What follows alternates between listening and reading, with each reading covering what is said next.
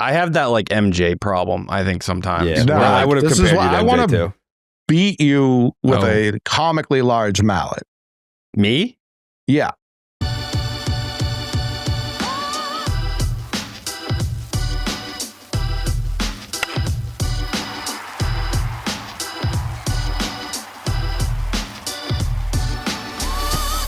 What's up? Welcome back to the Section 10 podcast, episode 593, presented by Underdog Fantasy. It is the home of your potentially, I guess, soon-to-be 2026 World Series champion Boston Red Sox. My name is Jared Carabas, and I am a certified G and a bona fide stud, and you can't teach that. And this right here, this is Coley Mick, and he's 7 foot tall, and you can't teach that. And this right here, this is Tyler Milliken, and he killed his dog Bullet, and you can't teach that. Bada boom, realest guys in the room. T, how you doing? Ooh, what up, Section 10 in the building? In the motherfucking building. Brewed by Blue Moon. Suck one. Produced by Jake Yazzie. Fuck yeah. Welcome back, Jake. It's good to hear your voice again. People were a little nervous. They were like, where the fuck is Jake? I was like, honestly, could be Egypt, could be a different, I don't know. Like, I just never know. I just trust that he's locked in. Like, I don't have to know where he is and what he's doing at all times. I still trust that everything that needs to get done is going to get done. But like, if you were to Always ask me, does. like, where is he? I don't know. Where have you been, Jake? Like, what have you been up to? Like, what's been like the life of Jake? Like the last, I guess, call it month. I've been right here producing Section 10 and BID. That's right. But like geographically, where have you been? I've been mixing it up. I'm in Swampscott sometimes. I'm in Dorchester other times. The dot. Making a Florida run in a week here. Oh, what part of Florida? Going to Naples. Yeah, that's the old people capital of the world. Yeah, it's the best. Yeah. You gonna golf?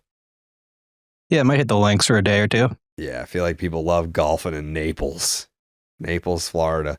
By the way, last episode of Section 10, universally regarded the worst episode of all time. I didn't feel like that. I didn't feel it like that was it coming out, but I feel like we probably, here's what it is, T, and I know that you know this. We've probably gotten a lot of new listeners in the last year or so, and they're getting used to like what the off-season format is, and there's one main episode and then there's a bonus episode. The bonus episode, I would say more often than not in the off season, is going to have nothing to do about nothing. So they were tuning in. I think that they were maybe misled by Breslow on the cover. If we fucking had Craig Breslow on the show, I think it would have been a little bit more promoted than like, hey, by the way, here's Breslow. Like, yeah, like that interview is going to be a big deal when it happens. We're waiting for the Red Sox to make something happen before that happens, but yeah, I think it was a combination of people felt misled by the graphic and they were like, oh, they didn't talk any Sox on the. Yeah, it's a fucking bonus episode. No shit. I feel like nobody would have said anything if the Oviedo trade didn't happen. And then it was the first day of the winter meetings. So like everything was hot in terms of rumors. People wanted to hear Oviedo talk. You didn't get either. People were dying for the Oviedo talk. I think people were dying for it. Instead, they got Walking Dead talk and how will we survive the apocalypse? Yeah, but we recorded it last fucking Wednesday. When did it come out? On Monday? Monday. Yeah. Whatever, man.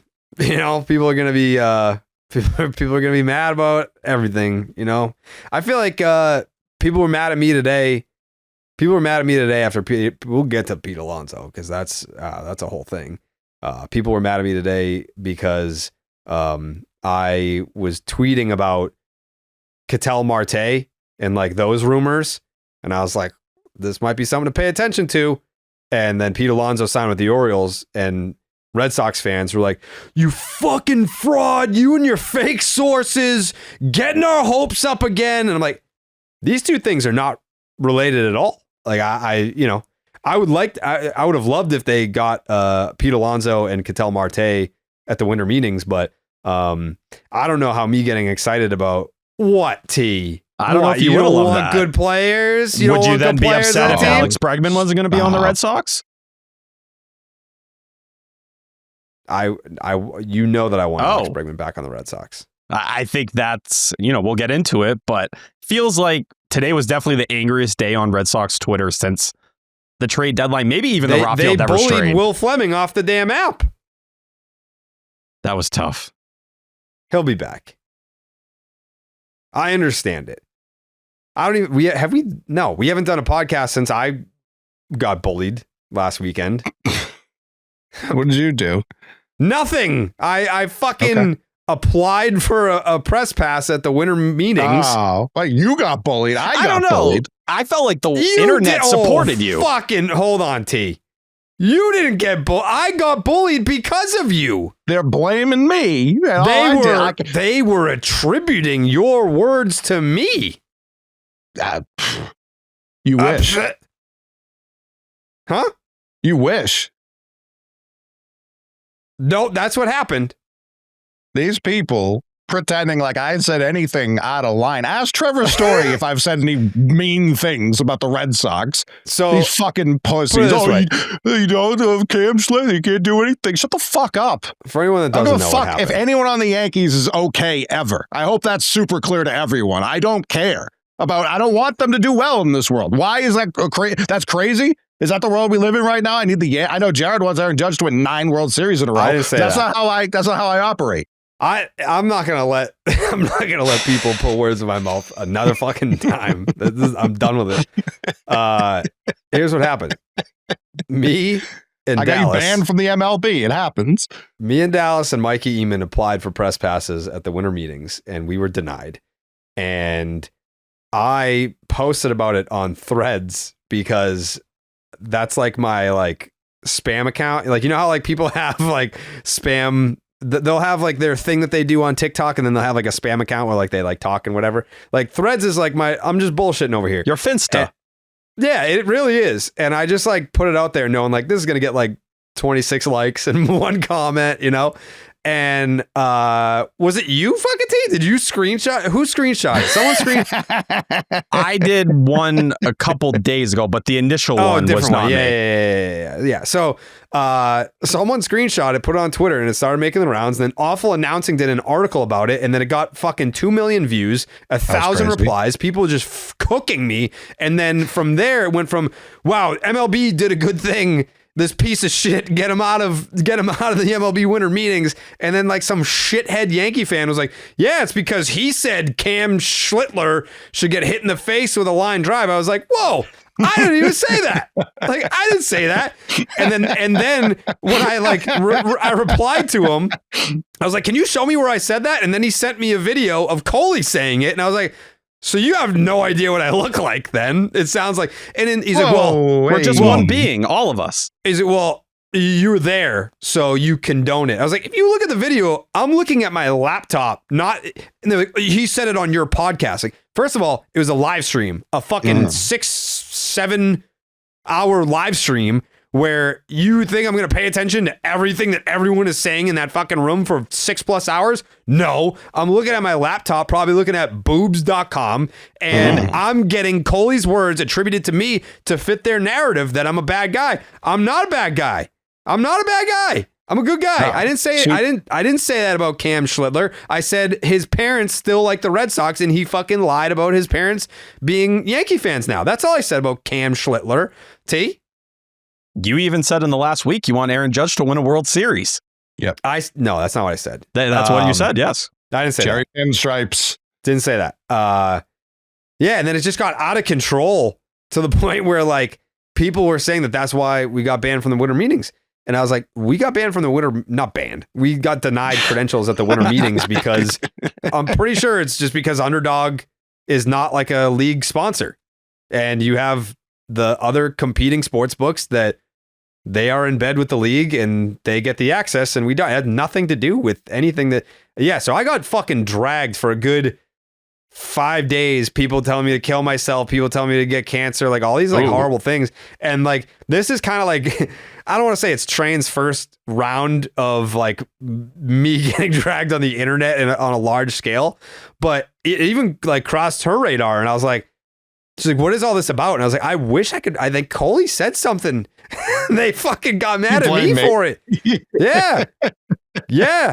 So just the Mick man at it again. Yeah, but people were like, you need to fire Coley, you need to suspend Coley, you need to do all this and that. And I was like, Coley's a grown ass man. If Coley wants to say some stuff that I was like, I personally wouldn't have said it. I wouldn't have said that. But people acting like I wanted him dead. I just wanted him hurt. Super different. Trevor Story, I said, get hit by a bus. And I was about to say, the things I used to say about Story were worse. Definitely worse. I'll say worse about people on my own team moving forward, too, by the way. I'm not done doing that. I don't give a fuck. This is sports. I'm a fanatic. I would say it's probably not the best to wish injury. You can say, I hope he sucks forever. You'd be like, I hope he has an ERA of 1,000 next year and he goes 0-25 or whatever. I don't like his livelihood taken from him, you monster. Well, if he were to get hit in the head, that could happen, right? When did I even say head? I may have said head. I'm not denying that I said head. I think you did. Well, yeah, I've seen that before. All those guys are fine. You know what? I don't condone that. I don't condone it. I don't condone wishing injuries on players. I don't do it. So there. Now am I still meanie weenie? I don't think so. Fucking former MLB pitcher was sitting right next to me and he laughed. If anyone wants to take a fucking temperature, yeah. See, that's why we got denied. It wasn't because of me. Like the person who should have been, and I expected Dallas to be like, that's too far. And he didn't, he laughed. It was funny that this all happened in the same 24 hours that Nightingale was just getting destroyed on Twitter and then had to show up to the winter meetings after getting cooked by everybody. We talked about this. Like, if that's part of he's in a great spot. Yeah, like he can be wrong about everything, and people are like, Bob. That's just Bob. That's the issue with Heyman and what happened last year when he had the meltdown on radio. For a second, a lot of people were like, you crossed the line. I can't even believe it. I can't even believe it. Like, it's not funny anymore. We're concerned you're like losing it. Like Nightingale he clearly lost it. Yeah, he don't care. He doesn't give a shit. And I like Bob. We've had him on Baseball is Dead before. Good dude. People forget how important Bob was at the tail end of the last lockout. Oh my God. He was like sprinting across that parking donut lot. Guy. People were begging for Bob to be right. Bob Nightingale was the Rudy of the lockout. It was everyone was rooting for the underdog, and then he had this triumphant run as a reporter. But like, it was so funny. Yeah. Anyways, Underdog Fantasy is the easiest place to play fantasy sports. I know that. You can play their pick'em game, selecting higher or lower on player stats. I'm gonna get in the mix. I'm going to get in the mix with the Pats. When did the playoffs start, Coley? A while. Really? They have 4 games left. Oh, that's not that long. I kind of need like a month to prepare. Okay. You'll learn the league. I do most of my NFL information consumption on Friday mornings when I get my hair cut. Like they always have some sort of like football like show on, like people yelling. Yeah, what's the like show? First Things First. Jamie Erdahl. Jamie Erdahl's on one of those shows. Good Morning Football. Good Morning Football. Oh yeah, NFL Network does a good job. I agree. Not as good of a job as MLB Network, but a good job. MLB Network's a great network. Make sure you sign up with the promo code Jared. That's Jared to get up to $1,000 in bonus cash and a special pick on Underdog. That's Underdog Fantasy promo code Jared. Yeah, what a day in Red Sox Nation today. Well, hold on. I really can't believe anyone has any problem with Red Sox fans and Yankee fans hating players on the other team to the extent they want bad things to happen to them. I really can't. I can't get down with that. Like, grow the fuck up. I think just talking about the people online. I think the culture has changed where don't care. I know you don't. But I think it's because like with social media and different media platforms, like the players have been humanized. So like, back in the 90s and Clemens is on the mound for the Yankees, like I'm sure that he had the most horrible things said about him to him, and it was encouraged. But I don't know. Times have changed, and it is what it is. I can't agree with that one. Like, I watched Kevin Durant tear his Achilles and like a whole arena point and laugh at him, like within the last 5 years. I mean, I'm not saying it doesn't happen. I'm just saying that the tolerance for it has changed. There's also a difference between real life and the internet. And I think on the internet, you get much more of the social justice. Oh, I want to be on the right side of things. I want to be that. In real life, people are assholes. They don't give a fuck. They're willing to do whatever they want to do because most of the time they're not going to have a consequence to it. Yeah. I don't know. I feel super justified in hating that person based off of everything that's happened. I hate him too, but I don't know. That. I'm not gonna like hope he gets hurt, but I hope he sucks. I hope he sucks. I hope he sucks to the line where he is not sucky enough to get demoted. You know what I mean? Like, I want you to suck up here. I want you to have to go out there and suck. You know, Volpe. Yeah, Volpe, it feels like he has a job for life. Someone else like said that, I don't know, I like wish death on Anthony Volpe. I was like, I don't even think I like tweet about Anthony Volpe. He's irrelevant. I don't even think like I like almost pity him. I don't think I've even I don't even think I like, tweet about his errors or anything. I've never even said he so much as sucked at baseball. I kind of just not like a wish death like kind of guy. Actually feel bad, huh? You're not like a wish death on other players kind of guy. No. And me neither. I just want to see a comebacker off like the forehead. Like, I didn't even wish injury or any type of awful thing on Pablo Sandoval. Like, that's how you know I have a line somewhere. No, he was drowning and you were like, we don't have a life raft big enough, Tubby. Yeah, like I would make a fat joke in that case for sure.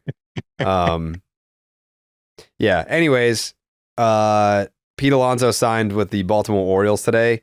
And to what? 5 years, $155 million. The highest AAV ever for a first baseman. No opt-outs, no deferrals. Yep. So just rock hard cash going right into the bank account of Pete Alonso. So, all right, let's talk about it. Yuck. I know Coley doesn't like it. Here's the thing. Awful deal. I'm not going to look at that deal and say that it's awful. I'm not going to say that it was I don't know. I said in the immediacy after the signing, I said, if the Red Sox were in the neighborhood, so not even match or exceed, if they were in the neighborhood, I still think he takes the Red Sox deal. Like, he's going to Baltimore to rot. And I'm sorry if there are any Orioles fans that are listening to this. He's going there to rot. He was like, all right, we talked about it on the live stream before this, but he became a free agent last year. So he really turned this into 185, which is awesome for him. But that's what everyone kind of thought he was going to get the first go around, somewhere in that territory. It wasn't out there for him. He bet on himself, and all right, he gets 155. And he beat the original extension he turned down going into 2024. I think that's the biggest win. That's the goal. Blake Snell did it, right? Like, it ended up working out for Matt Chapman too. Like, all these pillow contracts so far, Scott Boras has been hitting. Juan Soto turned down what? When he was like 20 years old, he turned down like $450 million and he just doubled it. That's crazy. Yeah. Bregman might end up being the only guy that doesn't do excellent, but we'll see. We'll see what that market ends up being. I'm not putting that onto the universe. I'm not tempting the gods right now because I laughed at the idea that the Orioles would be an actual threat to sign Pete Alonso. That surprises me. I mean, we talked about it on BID. I asked Jay Hay, I said, all right, I think he's either going back to the Mets or he's coming to the Red Sox. And it wouldn't surprise me if he went back to the Mets and whatever. But like, if there's a team that's not these two, who is the team? And he said the Orioles, and he respected them. I was like, yeah, that's cute. But even though like they matched the Schwarber offer that the Phillies made, and he took and signed the deal, whatever. They made the 5 for 150 to Schwarber. And Schwarber was like, that's cute, but I'm going on the Phillies. I think if the Red Sox were in the same neighborhood, that he would have taken it. And then at the time that I made the video, we only knew that the Mets didn't make him an offer. We didn't know if the Red Sox made an offer or what it was. And then we learned later on that they did make an offer, but it was less years and less money. So yeah, like they made it easy for him. Non-roster invite for spring training, which is big of Craig. Yeah, like John Henry essentially ordered the Uber to Baltimore for Pete Alonso. Like, yeah, sure, go right ahead. Like, I'm not blaming Emery for that. I think Craig like set like a very shallow line and was like, I have no, much like Stearns was like, I have no interest in paying this guy. I think he's basically saying, I think you're going to be good for 2 years and ask for 3 of these 5, which is where I don't believe that that's the case. I don't think that's how both of them view it.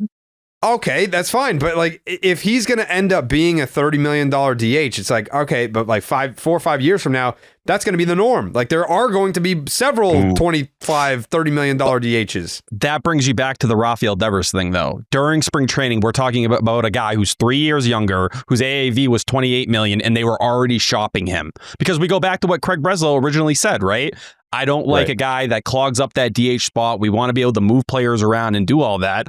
The minute Devers started to fit into that DH only role once they brought Bregman in, that's how they viewed him. They shoved him in that role. He didn't fit in that role. 100%. Okay, so if that's the case, because what you're saying makes sense. I'm not saying that you're wrong, but didn't Tim Healy have the report that they just didn't like him because of his age, and every other player that they're linked to is the same fucking age? Like Ketel Marte's 32. Alex Bregman's going on, 32? 32. Alonso's in that same area. Like all the guys that they have been linked to, have targeted, like they're all Seager on the other side of 30 years old.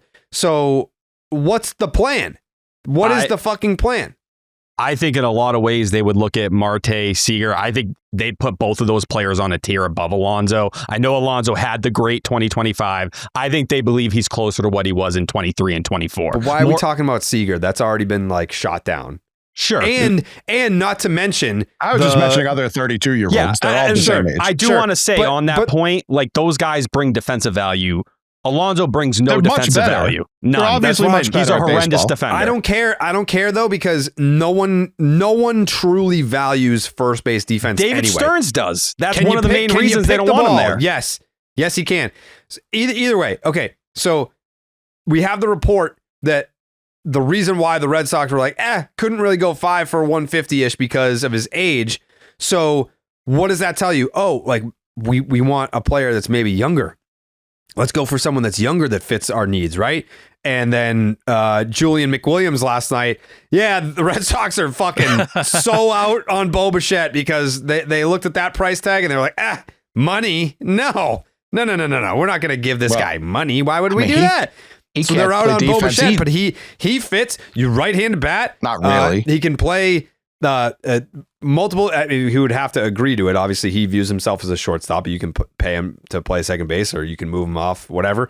But isn't that like? There's just a lot of contradiction happening here. Like, what is the vision? What's the goal? And I'll shut up in a second. But this is something that I've said before about other regimes, other managers, general managers, whatever. Oftentimes, we just sit here as fans and we say, these guys are the pros of the pros. This is the elite level of like what they do, in terms of decision makers and guys that have the power to do certain stuff in baseball. There's no one that's higher than that. There's only 30 of these jobs and they have one of them. So they have to know better than us. They have to be smarter than us. Sometimes when we're sitting here being like, doesn't feel like there's a plan, but they're just moving in silence. They must have a plan. Do you think they actually have a plan at this point? Yeah. What is it? Well, I think their plan, and the reason I brought it up and it just got shit on, was Dylan Cease. And that was the price tag that was too high for him. And that to me was more embarrassing than this. I know you went and said this was embarrassing, and I get it if they were actually outbid by the Orioles, but they weren't. Like, this was not someone Craig wanted. We also know the big free agent he signed last year was not someone Craig wanted. It's like he's been pretty consistent. That's where it's like, and he has moved in silence. The louder a rumor is about the Red Sox, the less I believe it. That is not how he's operated at all. We didn't have the Chris Sale trade when it was, I mean, I know you physically do. The general public does not hear any of this buzzing before actual moves happen. No one had Dustin May. being traded to us, whether or not it was a good thing, or Steven Matz. Like, these aren't things that he broadcasts. So when I heard Ketel Marte, I got furious because I was like, well, that's not fucking happening. I do think Breslow had that interesting quote over the last couple of days too, of like the offseason starts and everyone has this path, the most likely path, what's going to happen. And then things actually start to happen and you realize it might be the most unlikely way. When you look at the way Breslow has been talking and how he framed the power bat, it did feel like it really connected to a Kyle Schwarber and Pete Alonso. And I saw some people even on the Schwarber front, since they didn't make an offer, being like, well, the Red Sox were never actually linked to him. That's just not true. Every reporter had the Red Sox linked to Schwarber, from Jeff Passan to pick whoever you want. But to me, what was weird on Tuesday morning, it felt like we had not heard a lot of momentum on the Alex Bregman front. It felt like more people were kind of gravitating to the space that, yeah, he's probably not coming back. Because a month ago, we got really the biggest news from Spear and, Castillo and McAdam after that it was going to be one free agent bat. It was going to be one free agent bat out of the major group and then maybe a complimentary bat. So to sit here now, people are shocked that Pete Alonso ends up not getting signed and we're hearing Alex Bregman's priority number one. The question for me is, was Bregman always priority number one, or did you start looking into the Schwarber and Alonso market and you realized, oh, this is well beyond what we're comfortable with? Bregman is someone we like, and it looks like his market is absolute garbage. This is a pathway we can see that makes sense, where it's Bregman and it's Ketel Marte, or it's Bregman and we trade for Isaac Paredes. Pick whatever version of it you want to come up with. And they were kind of making it up as they go, because it does feel weird. It felt like there was no momentum on the Bregman side, and then in the last 36 hours, it's like, oh, all right, that's the Red Sox number one priority again. I've been pretty consistent from the beginning. Everything you just said is accurate. I'm not denying anything you just said. I've been consistent from the beginning that they would be trading for their big bat. Schwarber never made any sense to me. He made sense when he was fucking here, and we just let him walk last time. That was dumb, but that happened, so it didn't make any sense. And as far as the Alonso market, can we say they were off his market? It feels to me like, who did the Orioles bid against? We know the Mets didn't make an offer. Us. We know the Red Sox offer was shit, but they had to have doubled our offer. Like, how low? What we offer, like 3 for $90? What possibly was our offer that it wasn't even close? Yeah, it seems like both of them met with Alonso yesterday. Heyman finally got the confirmation on that, which I've never seen. The entire beat, national, local, just reframing. It's a possibility. It's likely. It didn't happen. And then we find out it did. He just snuck into the building somehow. But I don't know. For Alonso, for the way it was described by Tim Healy, offered less years and significantly less money. We heard the Mets didn't want to go beyond 3 years. Even Joe Sherman said he had talked around the league and teams started to say, more than 3 years might be tough for him. I think part of the reason the deal got done today is, and Castillo and McAdam talked about it yesterday, the expectation was minimum next week. The Orioles said, what's the number? What do you want? And clearly, it was influenced by the Schwarber. He said, all right, well, I'm going to play first base. I want $31 million a year over 5. Give me $1 more million each year. And he locked into it immediately because he wasn't going to do what he did last year. He didn't want to sit around. And for the Mets to be like, we don't even want to give you an offer. He was probably like, fuck you. I want to be respected and cared about. And then the Red Sox show up and they're like, our evaluation of you puts you here. We're not willing to go past that. That was the end of the equation. And that's where the Andrew Friedman quote comes up all the time. If you're going to be rational about every free agent, you're going to finish third on every free agent. I think that's where people are upset on this. And I think it's fair. I think just acting like, oh, fuck, the offseason's ruined. I'm not there yet. I can't hit the panic button. If you want to say the engine light's on, maybe, but I'm not going that far. I'm not there either. I think people were upset because most people were led to believe by the media at large that Alonso was kind of a lock this offseason. Pretty much since Devers was traded, it was like Alonso's the Red Sox. The closest we got to the Red Sox really revealing, or a report revealing they were into Alonso, was the Castillo and McAdam from last month that some members inside the Red Sox front office prefer him over Schwarber. So that report alone made it seem like, oh, they like Schwarber more than Alonso, even though Schwarber has a QO, he's a lefty, he's a DH. More you're thinking with your heart than your actual head. How does this line up? But I think that was the report people kind of stuck themselves to, because it was like, oh, people in the front office like him. Other than that, like, people were aggregating like the Alex Cora being intrigued by Kyle Schwarber. That shit was from the middle of the season. And as we've seen, just because Cora likes something doesn't mean he's going to get his way or Breslow is going to bend his knee to that. Certainly he's going to do it on his terms. And this was his terms. I do too. Draw the line at what you think. That. I'm not going to agree with every move he makes. I think that's been pretty clear by how I still bring up the Devers thing, but like, I would rather him do that than be like, this is my view on it. I'm not going to bend and sway from that just because it will make everyone else happy. I'm not going to do something I think is stupid because that will get me cheers today. Yeah, the only difference was there was a team, unlike last year with Alex Bregman, that was willing to give Pete Alonso the deal he wanted, exactly what he was looking for, so he didn't have to settle. That's the difference here. And for the Red Sox, yeah, if you're a fan and you want to look at it and say, man, Alonso checked off so many boxes, which he did. This fucking quote from Breslow did piss me off.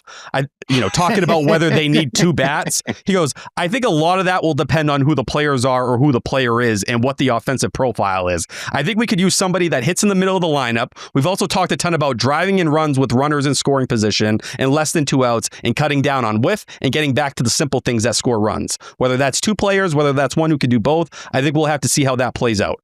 Pete Alonso struck out at a 22% clip last year, not Schwarber where it's going to be 30. And with runners in scoring position, for his career, it's 933. Last year was over 1,000 OPS. So you're talking about the things you're looking for. We know you lowballed Alonso because of how first basemen are valued typically in this market along with his age.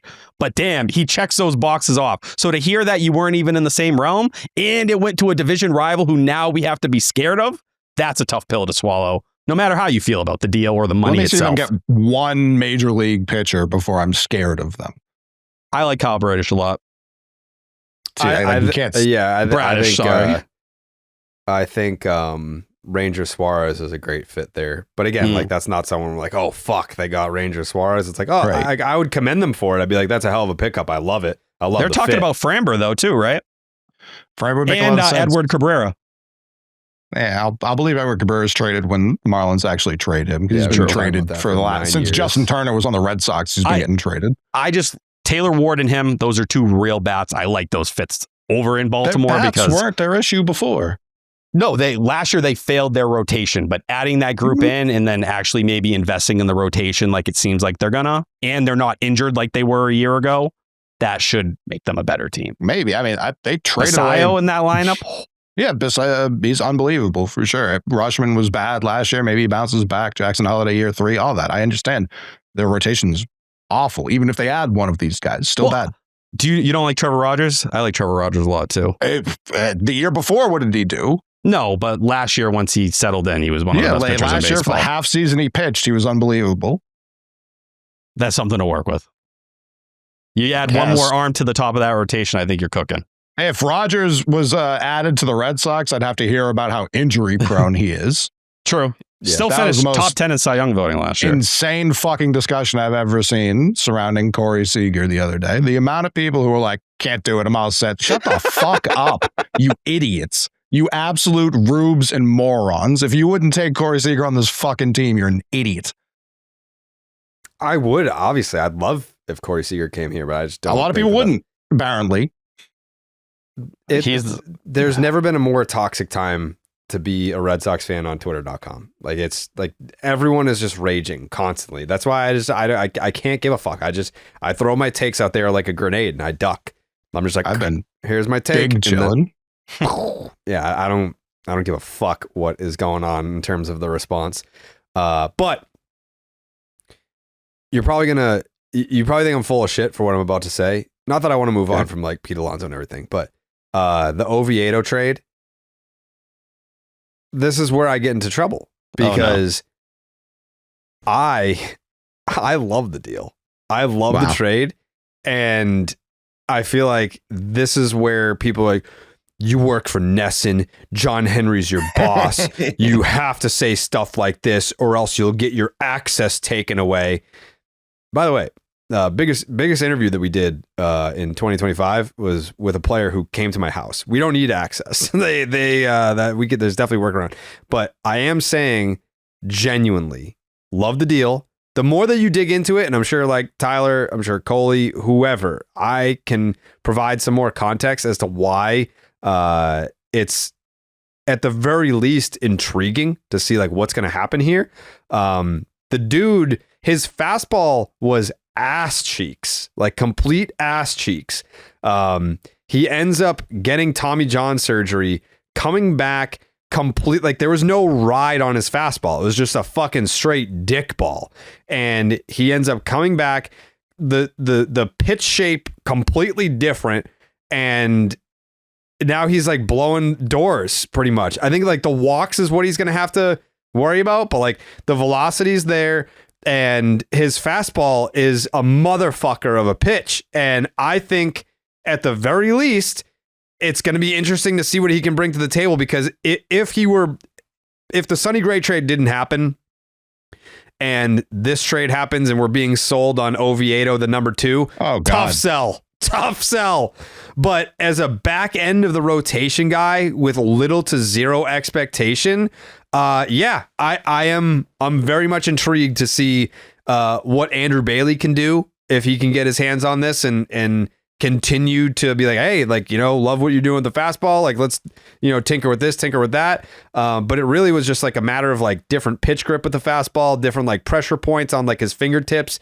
It's just different now. And when he came back, I think he like sliced his opponent batting average in half. The swing and miss right through the roof. So yeah, like I already can hear myself getting misquoted, because like that's just like what the fuck happens Ace now. of the future, Johan, Oviedo.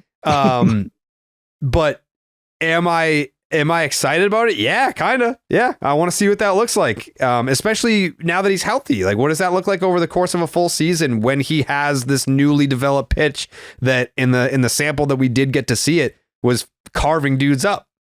Yeah, I feel like people kind of looked at him and were like, oh, this is some project that's like never done it at the big league level. It's like, oh, well, no. In 2023, he made 32 starts. He had a 4.30 ERA. He was essentially like a Cutter Crawford type. But back then, his main pitch was the slider. That's what he got by on. But you go back to this year, and he made 9 starts. And what you're referring to, Jared, the fastball, 15.2 inches of induced vertical break. 5 more inches. So that fastball kind of rising, his arm angle dropped from 30 degrees to 26 degrees. And when we've talked about Joe Ryan and some of these other pitching targets, those are the fastballs he typically kind of goes after. And you can look at the FIP this year, and this is where you got to be careful when you use FIP and you start predicting things. 3.57 ERA in 9 starts. It's a 4.92 FIP. The walks were up over 5. Earlier in his career, it was around 4. And we know, fresh off Tommy John, that's usually the last thing you kind of get back. You can kind of develop. But even with that, it's 98th percentile extension, 67th percentile fastball velocity. You have a fastball that's jumping on guys. If the slider gets back to where it was pre-TJ, and the curveball is pretty good too, yeah, I think this is a guy that does have like number 3 upside. And the way I kind of look at it, and, Bradford had the report saying they believe he could be a top of the rotation arm. I bet Craig Breslow looks at him, and you have 2 more years of control. I don't think he believes there's a big difference between him and Brian Bayo. Ooh. You think in terms of like, I don't know. I wouldn't, that's not the comp I would have gone with. I'm not saying stylistically. I'm saying in terms of what their ceiling is. 3. Yeah, I think Breslow would look at those 2 pitchers, and if they get Oviedo in here, the results will be similar, over the course of a season. My expectations for like strikeout per 9 would be much higher. Sure, Yeah. he's saying like what slot he could fill in your rotation. Exactly. And that would be the number 3. He's not going to be a pitch to contact ground ball guy overnight. That's not Brian or that's not Oviedo. Yeah. And he used to keep the me- ball on the ground a lot pre-Tommy John. To me, this was going off what T just said. This is like, all right, I do have another Bayo. So if I want to trade this Bayo, or if I want to trade Cutter Crawford, or if I want to trade any combination of these guys, now I have another guy I feel comfortable if he were to break camp with the team, because he does have one option left too, which is tremendous. Although if he doesn't break camp with the team, people are going to be furious because there's no foresight ever. But I like this for a lot of reasons. I like that. This was Adonis came back in this too, right? The catcher? Correct. I'm loving, we're Adonis only going to Guzman. draft pitchers and then immediately trade for hitters from that draft as soon as the offseason hits. That's how that's drafting right there. That's real deal drafting right there. So yeah, we got 2 catchers in the minor leagues, now 3. We've added 3. I don't think the other one's an actual person, but we've got 2 intriguing catching prospects right now. And Craig, per reports, which I don't always believe, is hungry for more catchers, which I'm thrilled about. Yeah, one of them named Kyle Teel. Nothing would be funnier than getting Kyle Teel back. Yeah, that would move me. If I was the White Sox, I just wouldn't make that deal from a PR perspective. Like, I just refuse to make it from that standpoint. Come on. You think the White Sox are going to be like, this is what's going to get us really made fun of? Like, it's just crazy. The fucking White piece. Sox. They get dragged through the mud, through the dirt, and it's all deserved. But if there's a deal that they commit, it's not like if they trade Kyle Teel back to the Red Sox for a player to be named later in cash, then yeah, you're going to get made fun of. But if you get a guy that you can plug into your AAA roster or whatever, and it's like, yeah, he's knocking on the door of the big leagues, or, you know, he's blocked at the major league level by the Red Sox, but he has a chance to, like Mydroth, like he wasn't going to play for the Boston Red Sox, but it's like he was in the big leagues immediately. I mean, he's fucking, yeah, he should have this year. he's fucking unbelievable. Yeah, he was there. Was he their All-Star? No, he was not their All-Star. No, was he an All-Star? Like he was going to be for a while, but no. Yeah. Started off. But yeah, I don't know. I feel like I don't want to get. They got Montgomery in that deal. I feel like they feel pretty good. Didn't Gonzalez pitch for them last year too? And he was really good. I believe it was a sub-3 ERA in like 16 or 17 outings. But so Kyle Teel, obviously.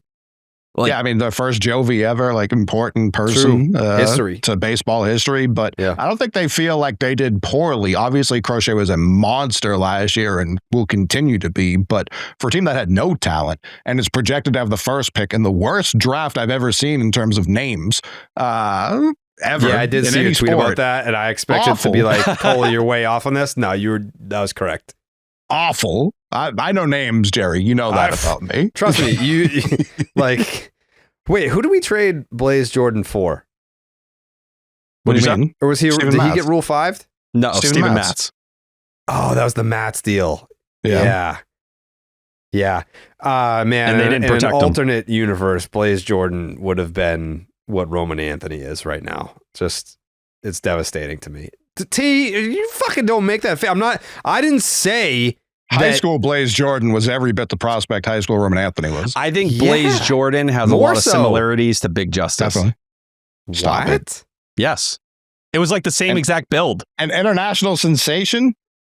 Partially. But it's the same body. You look at what Blaze Jordan hit in those moon blasts at Tropicana, they were shaped the same way. I was at what the fuck do they call the Cleveland Guardians Stadium these days?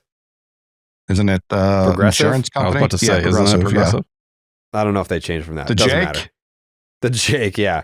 He was in the high school home run derby in 2019 at the All-Star game, and he was hitting absolute moon bombs. Yeah. And that's when he got put on my radar. And then Coley was like, this name right here, Blaze Jordan, we got to take this guy. And Heim was like, you know what? You make a great point, dude. Things have changed. To me then. Yeah, Heim was kind of in lockstep with the McMahon stop process quite often. Could have James Wood. Still might. Yes. What happened? Was that the what pick was instead of that? The fucking guy from Florida who we didn't even sign. Oh, Judd Fabian. Yeah. It was on the Orioles. Yeah. And then his whole family didn't use the pick. That's exactly what I was going to say, Jer. His whole family got pissed at the Red Sox afterwards. They were just tweeting at everyone. It was a Twitter battle. Oh my God. What a disaster. Could have had James Wood. Yeah. It's too bad. Anyways, yeah, all that to say, I am excited about the Oviedo trade. And I like even the lefty they got. Like, I think there's something there too. Like, and again, if there isn't, you just release them. It's not the end of the world, but why not? So the name that we haven't even said yet is Yostinson Garcia. Is the number 5? Was he number 5 prospect? Number 6 on Sox prospects. I believe it was number 5 on Pipeline. Okay, so let's call him the number 6 prospect in the Red Sox organization. Pipeline also just had Clark at number 5 3 days ago. So. Yeah. It's a cool nickname. He is a guy that didn't have a defensive position, and I mean, you know, I'm not going to sit here and be like, I can't believe, they traded Stinson Garcia and what could have been. Like, this one's going to come back to bite us, guys. Maybe it does. But I can't sit here today and tell you that I was a huge password guy. I thought it was a cool nickname. And when he got called up, I was like, fuck yeah, like the password's here. If his nickname was... if he didn't have one, no one would care. Huh? If he didn't have a nickname, no one would care. If he was John Smith. Agreed. No one would care. Agreed. That's what it is. I wish him well. It's no hate. No. He was not going to be an everyday player for the Boston Red Sox. He just wasn't. So, yeah. To me, when we heard the reports around the deadline that other teams don't value the Red Sox prospects maybe the way they do or they're ranked nationally, he was the guy arguably that first came to mind. You could probably factor in a Brandon Clark or a Franklin Arias in that conversation too. Yep. But at the end of the day, like, it's a guy who plays a really good left field and right field, can handle center field. To me, he's like a more athletic Johnny Gomes, which is cool, but I think he's just a platoon player. He'll hit lefties. He was striking out 29% of the time at AAA. And if you're a team, like Pittsburgh, that's second division, and, you sit there and you don't pay a lot of players, he's the kind of guy you bring in and he could stick around on his rookie contract for 5-6 years, be a fine player for them. But when you have a loaded outfield like the Red Sox do, it was redundant, especially with Kristian Campbell being out there now as well. There just wasn't really a pathway for him here. And if you were able to flip him for, you get back Oviedo and now you can move one of these other pitchers, great. Now maybe you have something that another team values more, that's easier to use in a deal. I'll be honest, Jesus Travieso hurt me more in this deal than anything. And still, I'm fine and happy with the deal. But to talk about a guy who at 18 was hitting 100 and his body hadn't filled out yet, he's young, 5'11", but 12.5 K per nine, 5.0 walk per nine. There was something, he'd shown some real bat missing ability between the FCL and single A.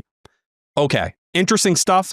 4 years ago, before Craig Breslow, you cling to that stuff because you couldn't develop pitching. In this world today, where you have a lottery ticket that has some interesting, qualities to him as an arm, cool. You can move those guys because you can identify them, and you can draft them, and you can trade for them, and you'll be able to develop them.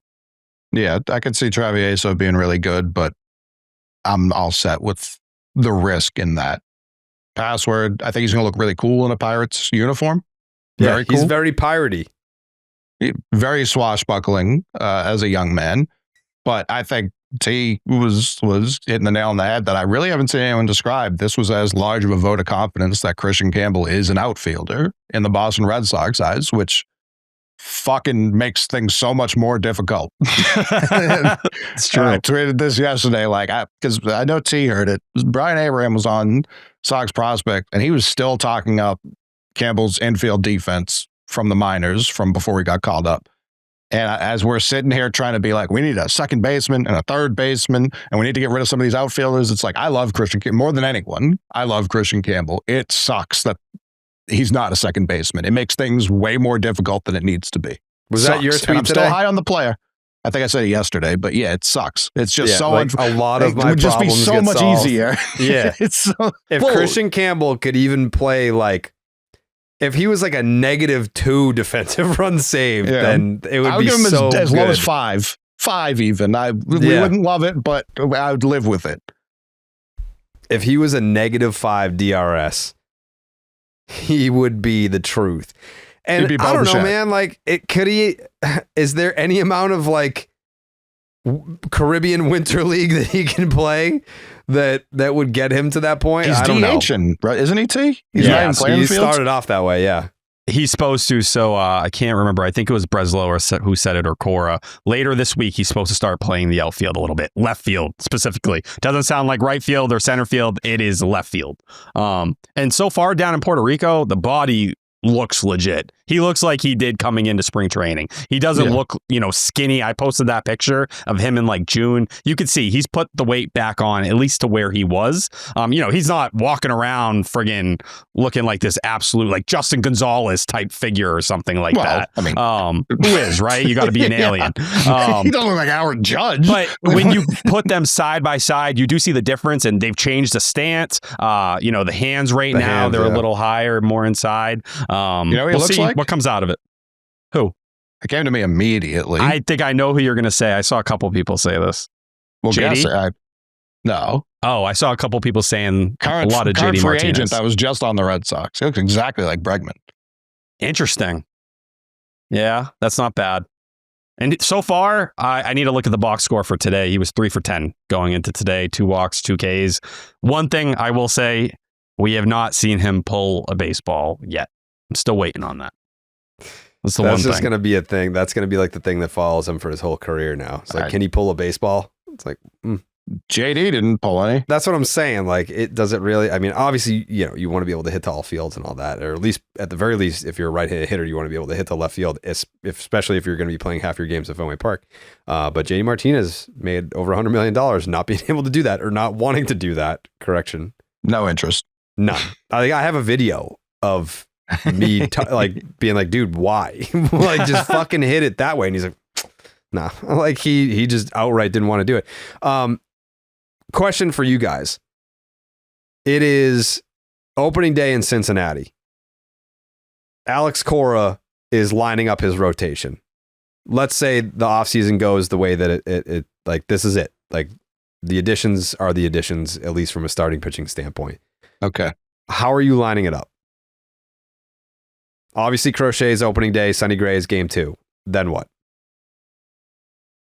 I would go Bayo 3, Oviedo 4, and then that number 5 spot, I'm giving it to Connolly early. Okay. Unless Tolley comes in and he is on, he just looks like he is continuing to develop at a rate that is ridiculous. But I think early right now, especially hearing about the weight he's gained, he would have the inside job for me. Where'd you hear about the weight? Section 10. Yeah. Which 300 stories written the last couple days. Not a person is going to act like it wasn't said on this podcast. Insane. Crazy. That doesn't bother me just because I know I expect disrespect. That one did, because it so blatantly came from us that it did bother me, where I was like, what did we do? I don't know. I just don't like acting like you didn't see it. Like, it was aggregated like crazy. Let's be for real. Yeah. I don't know. I expect the disrespect at this point. What's the deal with Cutter Crawford? I know that he was mentioned, like, not that they were like shopping him, but that teams were calling on him. Was it him, Dobbins, and someone else? Patrick Sandoval, Red Sox legend Patrick Sandoval. When can we expect Cutter Crawford and Patrick Sandoval to throw baseballs for the Red Sox, and Hunter Dobbins for that fact? Patrick Sandoval, I don't know if he's alive. We haven't got an update on the rehab or anything. Oh, that's awesome. Last we heard was they're shutting him down to finish up the year. Nothing bad has come out. Shut him the fuck down, dude. Why risk it? Why risk it? Well, it's just funny because you look at someone like Hunter Dobbins and we're getting like weekly updates. He's like, hey, I'm doing this now and I'm doing this. Hunter Dobbins. Yeah, from him, correct. It's just, we don't hear anything on Sandoval, and then Cutter should be fully healthy for the start of the year. Okay. To me, I'd group them in different tiers. I think Patrick Sandoval, there's a good chance he's traded to clear money off the books. And that might be another way they can maybe facilitate a trade. And are they going to have to eat money to move a guy that never pitched for them? I don't know if they'd eat a ton of it. I think enough teams would be like, oh, he's fine. We'll take a chance on him as a number 5 starter for a year. Because the money's not ridiculous. I think it's like $9 million on the book. Back to the Angels. He's a perfect Angel. Yeah, I think for Dobbins and Crawford, I think teams, Isaac Paredes, that rumor, they want totally early. Isaac, is that how you say it? Isak. Thank you. Cook. You're just saying Isaac with like a little. I'm trying to say it right. Yeah. Isaac. No, you're using a Z. It's an S still. Isak. Closer. Isak. Yeah. Isaac Paredes. I think Dobbins would slot in really well instead of, Dana Brown being on absolute drugs asking for Tolley or early. And I think Cutter Crawford, I still like him as a depth starter. I also think he could play up in a bullpen role. But I wouldn't be shocked in the right deal if he's on his way. He's such a big fly guy. I would hate him out of the bullpen. He just looked really good when he was coming out, going back. I get it. I get he can dial it up. But to me, in a perfect world, Cutter Crawford makes 20 starts a year against only middling to bad teams.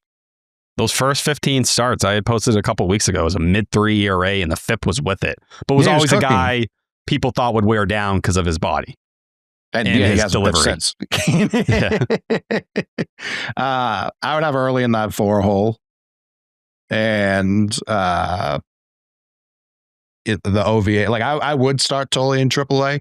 Yes. Only because I'm trying to cycle in. Everyone with options is going up and down. Like, you're not here for the whole season. Totally. I want to continue to develop. Like, if secondary pitches, like, he fucking flew through the organization last year.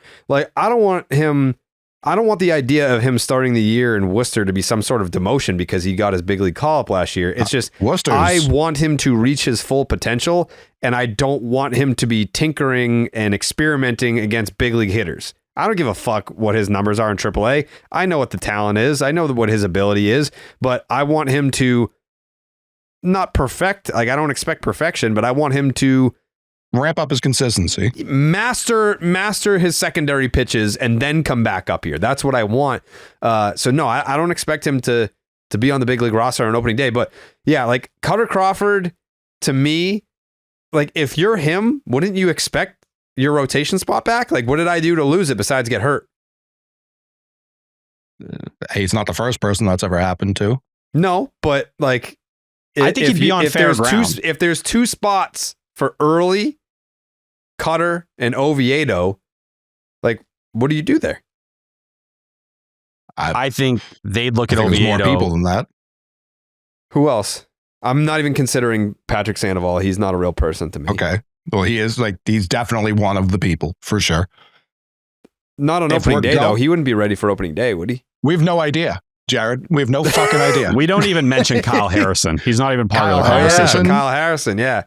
He should be mentioned. He deserves a mention after how he pitched at the end of September. He deserves a mention. He does. He definitely deserves a mention. In every trade rumor I see, I need to mention. But if we're going to put Tole in here, Peralta is absolutely in this conversation too. Well, I think they're going to be very cautious with him. They just tried to pitch him in the playoffs 2 months ago. They thought about it, and I think he went to the AFL. They got him to AAA, T. Yes, Patrick Sandoval, they were like, we need to put him in an egg carton and wrap that up and put him in a cryogenic chamber for the whole offseason. Luis Peralta's fresh off of Tommy John. They were like, fucking blow 100 in AAA, dude. We don't give a fuck. Yeah, no, I do remember the rehab outing. I just think for a guy that has not really pitched at AAA before that and coming off Tommy John surgery, they're going to let him have it sometime, a month or 2, 3 months. But also, if he goes out there and who else dominates in the spring. Oh yeah, anything Dobbins. Can change. Dobbins, another name. Dobbins for sure. Of course. The Worcester, whatever it happens, Worcester's rotation is going to be filthy. Oh yeah. You know who you're leaving off this list? Kyson Witherspoon. Jordan Hicks. Big Hicksy. It would be the most spot. Red Sox thing they ever. Can't even float there. If they have so many pitchers, if he does it, it's because he's unbelievable. Once again, they're looking at Sir Anthony Dominguez. Tells you how they feel about Jordan Hicks. Because if you're looking for a guy who throws hard that doesn't know where the ball is going, he's on your roster and you're paying him $12.5 million. Dude, Jordan Hicks so is on a to fucking Dominguez. 9-year deal. Like he's got to figure it out. He's here.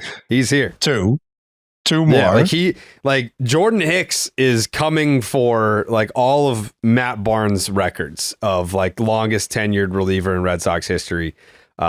He's here. He's here for the long haul. So I don't know what you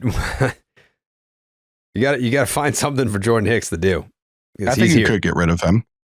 How? I think if you attached a Travieso type prospect, you could get a team to take him. It's only 12. It's not undoable. It's $12 million for a dude that is fucking useless. There's just few teams that could afford that for a reliever. Maybe. I mean, But if there's one lab that likes them, it just takes one, then there is a deal. It's just Right. you got to find someone who still believes. You'd still, even if you attach a prospect to him, you would still have to pay it down. Depends on the prospect, but yeah, I know what you mean. I think he has to be used to get. I think the most realistic way is if there were like a Seager trade, someone with that much money. It's like, hey, instead of you eating that much per year, just take this 12, like what happened in the Devers trade. Yeah, another version. Like what already happened. That sounds familiar. Yeah. So I think that could happen again for sure. Yeah. I think Craig's gonna keep looking at guys who have money still. I think there are a couple teams right now that are like, we don't know what next year is going to look like, so let's get some salary off our books. You know what else is going to happen again, Coley? What's that? Me slamming Blue Moons this weekend. Probably. Oh yeah. Yeah, probably Friday and Saturday, if we're being honest. Wow. Yeah, Friday I have a friend's Christmas party that I promised I would be at. Cleared the schedule. I said, you know what, pal? If you're having a Christmas party at your house, I'll be there and I'll bring the moons. And then Saturday, of course, is our Christmas party at Worcester. We have Santa Claus. Santa Claus. There you go. Yes, Tyler? I ordered a new suit. I had talked to you a little bit about Did Mikey get one for you? So me and Eamon talked. His grandfather has played Santa for many years, decades. Excellent at the role. The costumes were a bit on the older side, so we decided to get something fresh, brand new. I picked one out. It's going to be beautiful. I have props. I have the whole thing. Okay. All right. I'm excited about this. Michael, where can people buy tickets for this, by the way? You could go right to polarpark.com/Wooville to get your ticket for the Section 10 Christmas party for all religions and atheists featuring Bon Jovi. We don't know if he's coming, but he is invited. The party goes from 6 to 9 o'clock. The Wooville opens at 5, so from 5 to 6, you can go around and see what the Worcester Red Sox have to offer.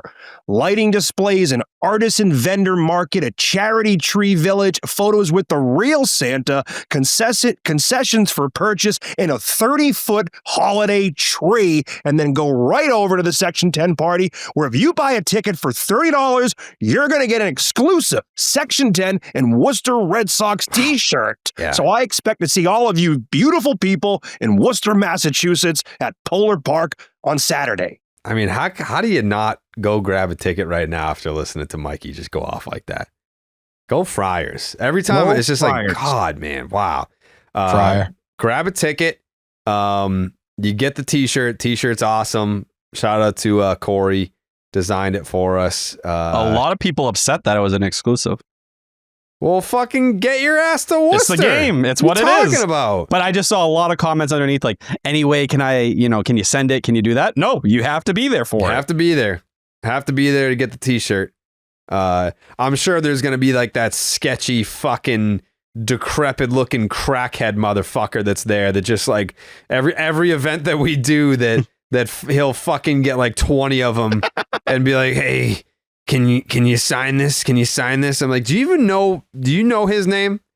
No. It's like, yeah, that's just, so you can buy one from that guy. He'll definitely fucking be there. Those will be on fucking eBay. But it's like $120. Enjoy. Yeah.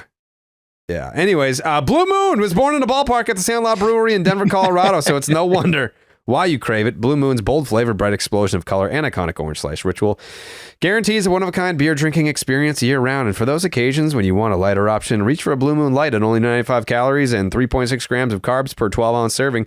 It's a refreshingly light alternative beer, brightly beer brewed with real tangerine peel. Looking for, that was an alliteration right there. Looking for a great tasting non-alcoholic beer? Well, you can try Blue Moon non-alcoholic, still made with real Valencia orange peel and coriander. Just 80 calories. Yeah, I'm going to be bringing the moons. I hope they're serving moons, but if not, I BYOM. Bring your own moons. Yeah, we'll be there. We'll be there ripping the moons. Me and T, Santa Claus. I'm excited. Like, do you want me to wear a costume or no? If you want to be an elf. I don't. Or Mrs. Claus. You were pretty close to getting banged there, too. Me? Yeah. Literally? Get it? That was a bar. Sorry. It was immature is what it was. Child at heart. Grow up. Whoa. Inspired by the beer you already love and available year-round, a wheat beer from Blue Moon with exceptional taste and only 95 calories. Brightly brewed with real tangerine peel, tastes light and refreshing. Nothing compares to the great taste of a Blue Moon Light. Blue Moon, made brighter. Get Blue Moon Light delivered by visiting get.bluemoonbeer.com/Jared for delivery options. That is get.bluemoonbeer.com/Jared. Blue Moon, made brighter. Celebrate responsibly. Blue Moon Brewing Company, Golden, Colorado. Suck one. Me talking fast during that ad read reminded me that I spoke to a gentleman at the Mike Eamon night at Providence College, and he came up to me after we had done the press conference, and he was like, I was so used to like listening to the podcasts on like 1.5 or 2 like sped up, that when you started talking up there, I was like, oh no, he's shit-faced. Because he wasn't used to me like He's talking. Blowing it. Yeah. I don't even understand how people could understand me. I talk so fast, and I know I talk fast. I hate it. If you put me on 1.5 or 2, dude, it's over. Yeah, I agree. Yeah, you do be yapping. I can't slow it down. I have a problem with that. Heavy yapping. Big yapper. Big yap. Good for podcasting. Not for Twitter videos. No. Oh, T. I know. T, I wasn't even going to bring it up, dude. 20-minute T, they're calling them. Oh, my God. Is that the limit on Twitter? Is it 10 minutes? Oh, no. You can put hours on there. You remember when people were putting up like full movies a couple of years ago? Yeah. I do remember that. Yeah. Yeah, so like the Pete Alonso signing happened, and you thought I need to just do a podcast, but on my phone? Well, I was freaking out because I was at work, and I hate when trades break when I'm at work because I can't talk about them or signings. Anything happens when I'm on the show because I just can't sink my teeth into them. Is it a sports radio show? It is, but I'm doing a lot. Like, obviously, talking isn't my job. Shut the fuck up for a second. Yeah. Like, I get ready, I get in there for a baseball segment, but, you know, we're usually going to other sports or it's on to the next segment, and I have a lot of production work I got to do throughout the show. Mm-hmm. So I can't get my thoughts out, and I'm trying to think and keep it on the back burner without fucking up in my job. So the whole way home, I was talking to myself. I was doing a podcast, essentially, with myself, and then I got in the door, and I was like, fuck it, let me post a video on it. And I've been doing better just posting the videos in general, even though the length has been long. So I was like, fuck it, let me throw it up. And I don't plan for them to go that long. It's just like I start talking and then I look at the clock and I realize it's been 10 minutes. I think I did 30 minutes on the Von Grissom Chris Sale trade that winter. 30? It was over 20. I don't know if I on hit a 30. cell phone video? No. I did it on this camera, but I did it one take directly into it, just me. Oh. Did you post it on the channel or something back then, Coley? What was it? Yeah, I remember watching it. Yeah. I still think I understand the thought process, even though it's probably the worst trade in Red Sox history not involved. Yeah, no, I mean, I guess we did trade away another star, so it's up there. For people who want the background on the player they got back in, it was clear why they were trading, Grissom when they did with the Rule 5 draft the following day. But they got Isaiah Jackson back in return from the Angels. Pipeline had him at 25 on their top 30. Pipeline's usually not updated. Baseball America didn't have him on the top 30. But a guy, he was out of Arizona State. 8th round pick, signed for over slot, 6'3", 220, center fielder, nasty in center field, like can really go out there and play plus defense. He hit the shit out of the ball in his last year in college. Jared, I didn't know you know him. You met him at the MLB Combine, right? Or the Draft Combine. The Draft Combine. He out of ASU? Yes. Yeah. Dead ass. His brother's Andre Jackson, the former MLB pitcher, really impressive exit velocity numbers, was able to cut the strikeouts down this past year before he got drafted. 3rd guy from the 2025 How draft do you know class. I know him? I have sources. Don't worry about that. You probably looked at his Instagram and saw that we were following each other? Nope. Shout out Jake Seymour. Shout him out. Do you know Jake? No. From the Sports Hub? Is that how I found out? What?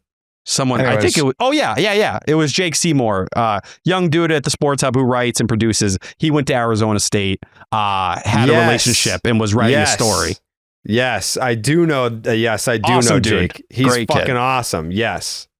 He interviewed him today. There's going to be a piece dropping on the Sports Hub of just some of the questions they went through. But yeah, I don't know. You're happy to bring on a guy like Isaiah Jackson because he doesn't take up a 40-man spot. There's obviously some interesting power there. 310, 402, 630, 1032 OPS in his last season in college. But you bring in one of these guys with impressive exit velocity numbers. Cool. See what happens with it. Yeah, Better than nothing. They didn't have really anyone like this either. So that's where it's like, yeah, this is cool. Yeah. Cool swing. Exactly. That's the best way. It's like a Jackie Bradley Jr.-esque swing. That's exactly what it reminded me of. Oh, I meant the Red Sox taking that swing was cool. I can't break down its swing. I posted the Grand Slam, and Jake spoke on this from when he saw him in college. The guy plays with some swagger, man. Like, he's not a guy that is, just, he's going to let you know that he's out there to play ball and have a good time. But yeah, Heyman, Guzman, and Jackson, all 2025 draftees. And the fact that he signed over slot tells you better than an 8th round pick. Yeah. They all did, right? All three of them signed over slot? Correct. Yeah. I like it. I like it. I like that. I know these aren't.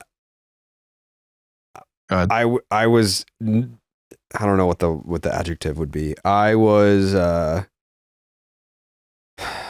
not cautious. I was apprehensive about liking a deal like that because it's like, oh, okay, like you're gonna pretend like you know who the fuck that is. I'm like, well, I do actually. Yeah. I do know who that is. I saw like never picking you and him. I can't recall a time where the Red Sox made a trade where the other part of the deal wasn't like necessary to be named. It was like the Red Sox traded Von Grissom. It's like, shit, they didn't even say who it was for, so like it can't be very good. And then when you see the return, you're like, oh, I know who that is. That's good. I like that. Yeah, but he was a beast at ASU. Yeah, he cut down on the strikeouts. That was a big thing for him, and then the power followed right through. And I think the question will be in professional baseball if he can keep the strikeouts down. And that led into today with the Rule 5 draft. Ryan Watson gets picked from the A's, very similar to Justin Slayton a couple years ago, where he gets selected and then the Red Sox trade for him.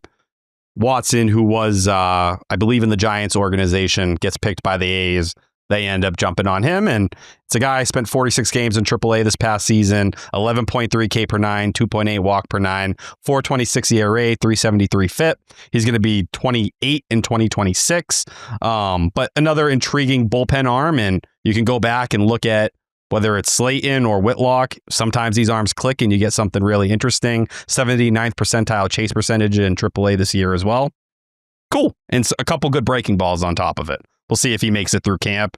And it was Justin Reimer that ended up getting flipped to the A's in this deal, who, if you forget, he was the comp pick for Nate Eovaldi and, tore his ACL before he got drafted, had some issues after, and never seemed to really figure it out. And he was supposed to be one of these guys where a lot of contact, get him in the bat speed program, see if the power takes off, and it just hasn't happened.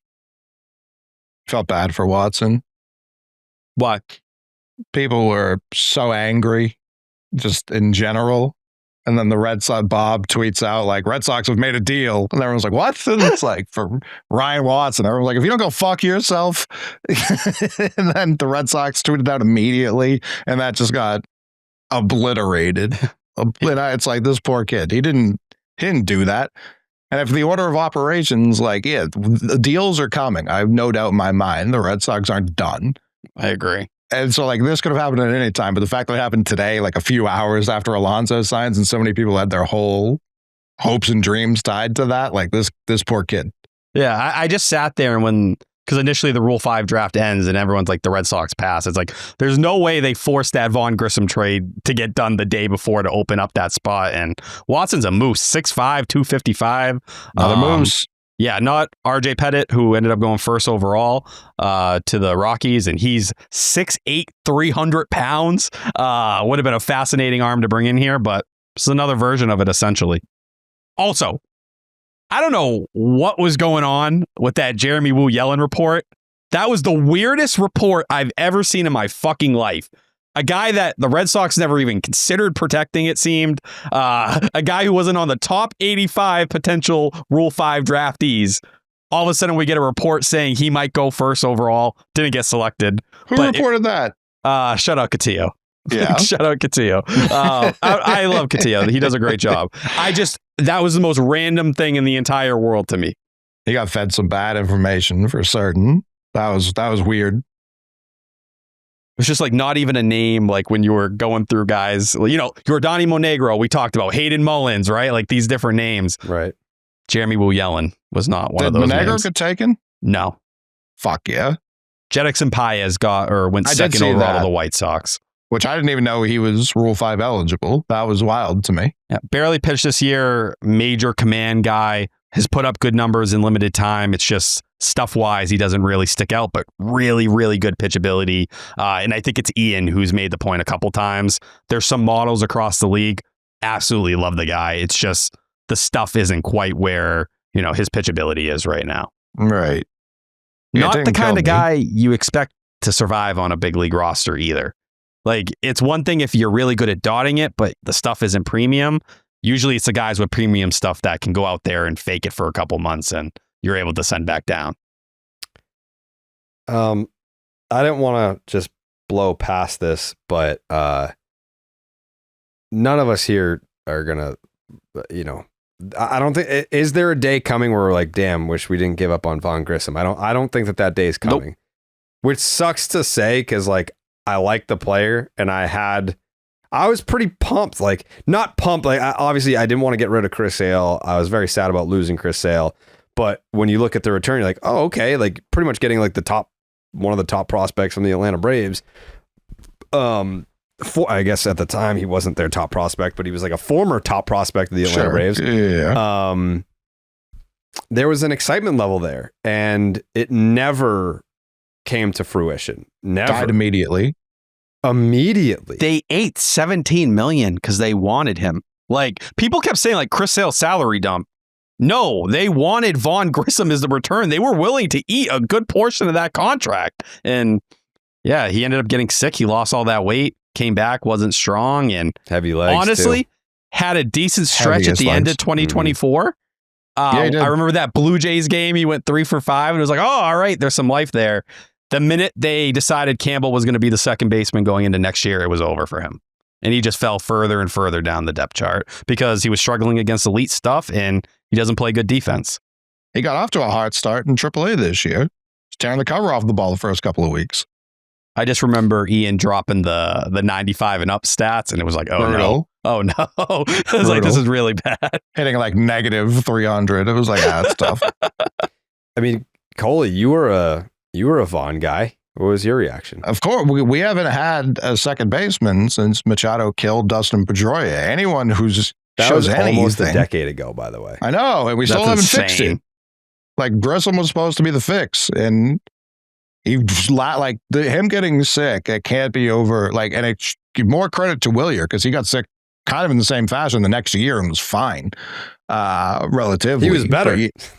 Sure. They were like, he needed to lose the weight, right? Like, he's in better shape now. Grissom, I don't know. I don't think he got a fair shake here. I think Sale winning Cy Young immediately like he did made it like, let's get this guy out of sight, out of mind a little bit because this team, we talked about Mydroth earlier, this team was begging for any middle infield help at multiple points this year, and they never even considered pulling up a guy who's already on the 40. Like, they didn't have to make any corresponding moves, nothing. They just had to bring him up, and they were like, we're all set, pal. So towards the end of the year, he was like basically begging to be just released. He was doing the Bobby Dahlbeck. That's what it became. Yeah, I mean, he was doing the fucking Jalen Polk. He was like, free me, free one. Please. And I didn't blame him. I was like, this couldn't have worked out worse for you. You thought you had like a clear job here for a while. It was supposed to be a cost control at second baseman, and No, that was an angel. Happens quick. So does the holiday season shopping. It does happen quick, where it's just like 1 second you think you have all the time in the world, and then next thing you're like, oh man. It's Craig in Orlando this weekend. Huh? Or week. That was Craig in Orlando this week. Yeah. Like, so many deals to be made, and he's on the plane home like, we didn't get any deals done. No. Not a one. Not a one. But I'm sure that Craig is they do gifts for Hanukkah, right? Yeah, they do. They do like is buddy? Yeah, one they every have day, like 8 right? crazy nights, right? I don't know if they always call it that, but yeah. Well, I got a perfect gift idea for all you holiday season shoppers. If you're a last minute shopper like me, you obviously know the feeling. The shelves are empty. Ideas are running low. How about Aura frames? It's the solution. It's the best. It's that gift that feels personal. And that's kind of like what we want around this time of year. Sentimental. I'm a big sentimental gift guy. Actually, nah, I don't want to give it away. Okay. I got a really nice sentimental gift this year. Cooking up for someone. Your mom? Nope. Did you figure out what you're getting her? I asked her to put together a list. She did not.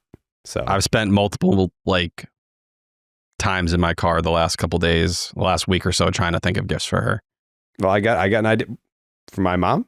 Yeah, remember we were talking about it? Where were we recently together? Did you have a Providence? dream that you thought was real life? Remember at Providence, I kept giving you different options? Oh, yeah. Yeah. So this bucket's for Ellen, and then hit the popcorn vendor in the third row. Right. Mm-hmm. You could see the fear in my eyes in those pictures when I was on the court. Terrified to be on the wood, man. You did great, T. But that's where Aura Frames comes into play here. You can upload unlimited photos and video. Just download the Aura app and connect to Wi-Fi. You can preload photos before it even ships. Keep adding from anywhere, anytime. You can personalize your gift, add a message before it arrives, which is very cool, especially for the gift giving season. Share photos and videos effortlessly straight from your phone all year long. The gift box is included, and every frame comes packed with a premium gift box with no price tag. You can wrap togetherness, but you can't frame it. And for a limited time, you can save on the perfect gift by visiting auraframes.com to get $35 off Aura's best-selling Carver matte frames, named #1 by Wirecutter, by using the promo code Section10, that's 10, at checkout. Aura Frames, AURA frames.com, promo code Section10, SECTION10. This deal is exclusive to our listeners, and they do sell out fast. So order yours now for the just in time for the holidays, and support our show by mentioning Section 10 at checkout. Terms and conditions apply. Chuck one. Yep. Can I ask you a question, Jared and T? Yeah, sure. Please. Is there anything that tells you Craig Breslow wants to re-sign Alex Bregman? Not the Red Sox, Craig Breslow. No.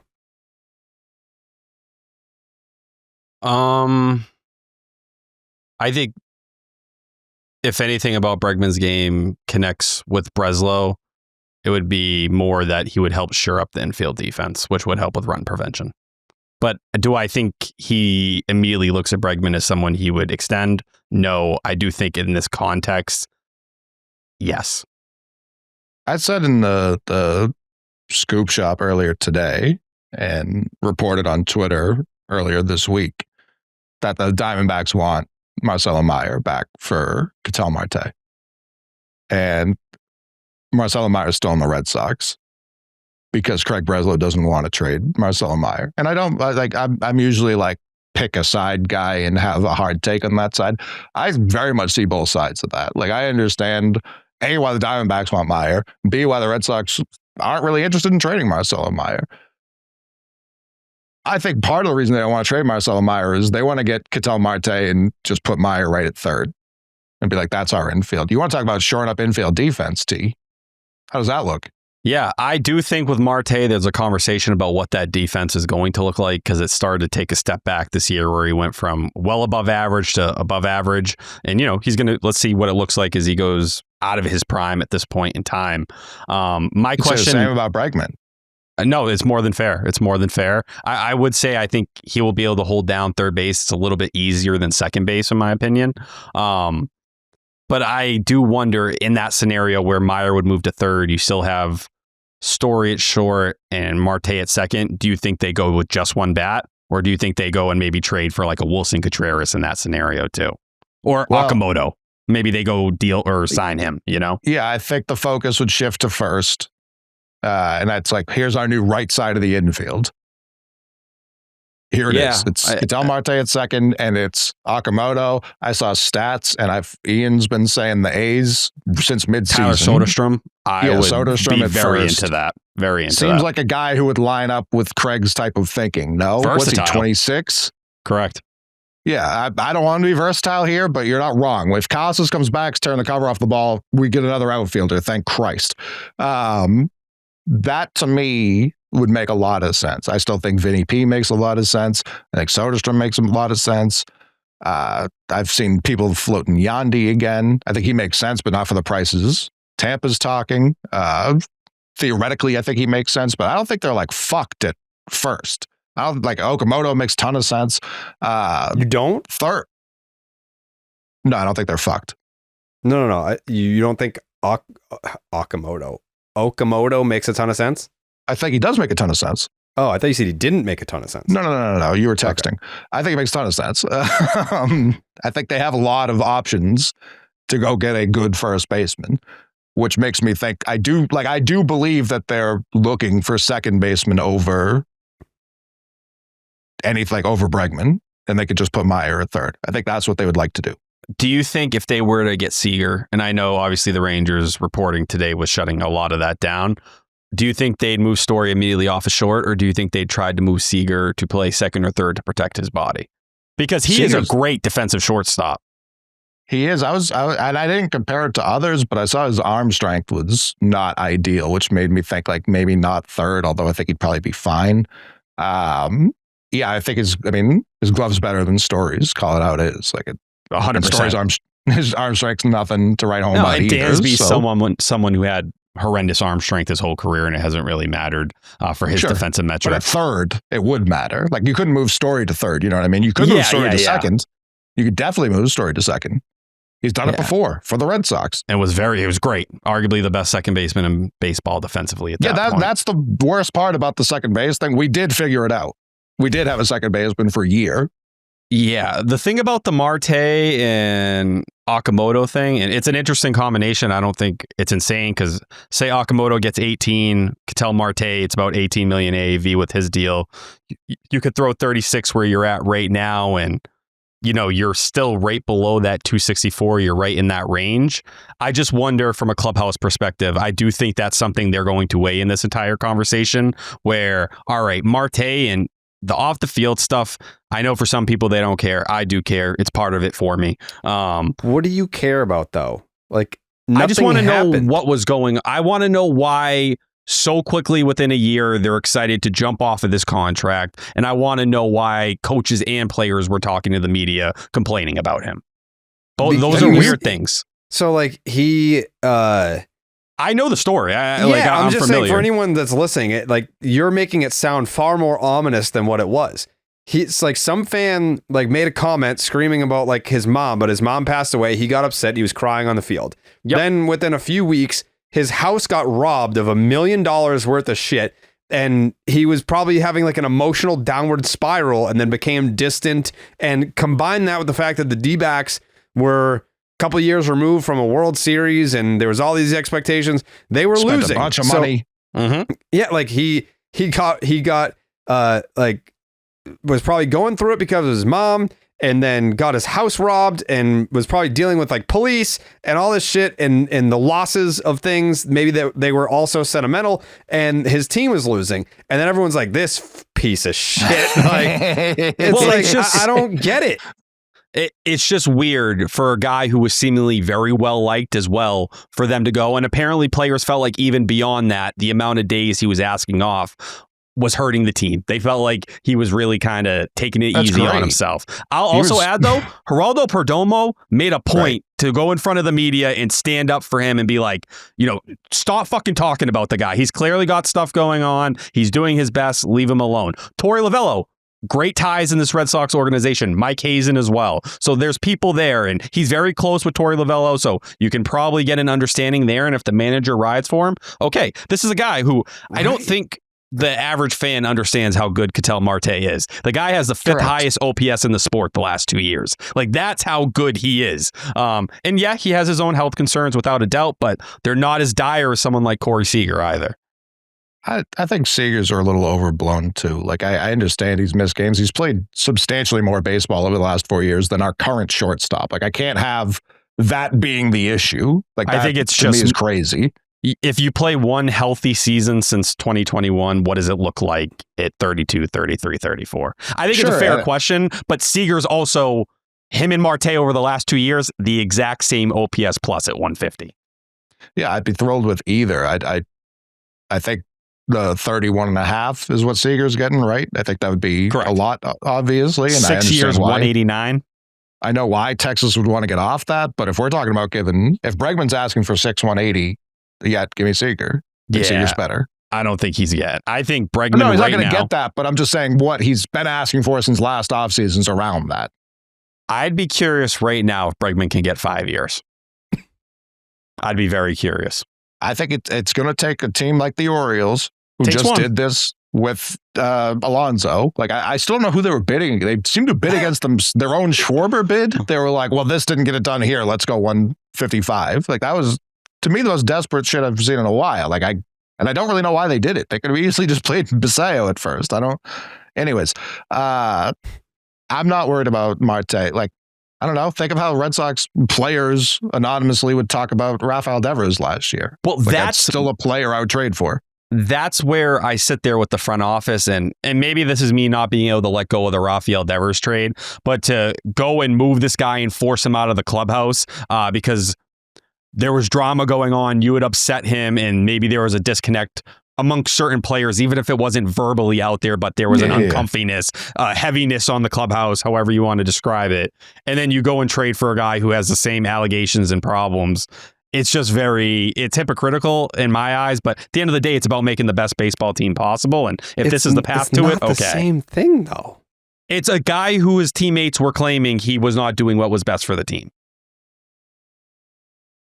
It's what it is. I guess, but one was being selfish and pouty, and the other one was like emotionally traumatized. He posted. Well, but they would tell you, and the report was they felt like he was taking days off even throughout the course of the year to take care of his body when they needed him out on the field. He was asking for too many. Oh, I don't know. That reminds me of 2004 World Series MVP Manny Ramirez. I don't care. Can't win this. with players like that. You can't do it. You should be cautious. I don't know if I asked this last show, but I had this thought. What was Manny a free agent? 2000? Yes. Like 28-year-old Manny Ramirez hit free agency. Do you think the current Red Sox would sign 28-year-old Manny Ramirez? No. Ooh. I think he'd fit the model. No, he wouldn't. They'd be like, have you seen bad defender, questionable character, but I think too much money. In Fenway. Yeah, he costs money. Hitter at 28. Like Kyle Tucker? What'd you say? Like Kyle Tucker? Kyle Tucker, what? Is he gonna be 30 or 29 next year? Yeah. He's in his 20s still. Yeah, that's fair. Better defender. He's not Manny. But you would argue Manny has the swing for Fenway. I would argue that about Tucker, too. We have the shortest right field in the sport. Yeah, but I don't think they view it in that perspective. I don't think I know they don't, but it's true. Are we saying and Ted Williams had no success in Fenway? Tucker entering age 29. It's interesting. Yeah. And I almost don't want to say that because, as I said earlier, any Red Sox rumor I immediately just throw out as that's not going to happen. They haven't been tied to Kyle Tucker at all. At all. The reason I go to Manny is just talking about how much with the right-handed bat and the power they're looking for, he would check those boxes. But like Pete Alonso, he wouldn't check that power box. Manny Ramirez? No, Kyle Tucker. No, he was talking Manny. Yeah, but I think the other thing too is it's very real that Kyle Tucker's only legitimate landing spot, if he wants the years and the money, is Toronto. And if he just doesn't want to go to Canada, you could be the American team. Like, hey, if you want to stay in the United States, we can make that happen. Like, who else is offering the kind of years and money that Kyle Tucker wants? I'm scared the Orioles are going to be like, the Dodgers are the other team. I'm scared the Orioles. The Dodgers, it was reported the other day that they were like, we'd rather stay in like the 3 to 4 year range when he wants 7+. Oh, you're talking about getting like the actual long-term deal. Oh, I thought you were saying like a high AAV deal. Yeah, if his market crumbled to the ground, then you're going to start worrying about the Dodgers. But if it's what we thought it would be, then there's really not that many teams that are there. I agree. I said this last year when people were saying he was going to get $500 million. I said, no, he's not. He also, I think a lot of people were turned off by how he carried himself in Chicago. I think a lot of big market teams looked at him and said, this isn't a guy that would probably do well with the media. Now, that wouldn't stop me from going to get him because I think he's that good of a baseball player, but seemed like they quickly turned on him.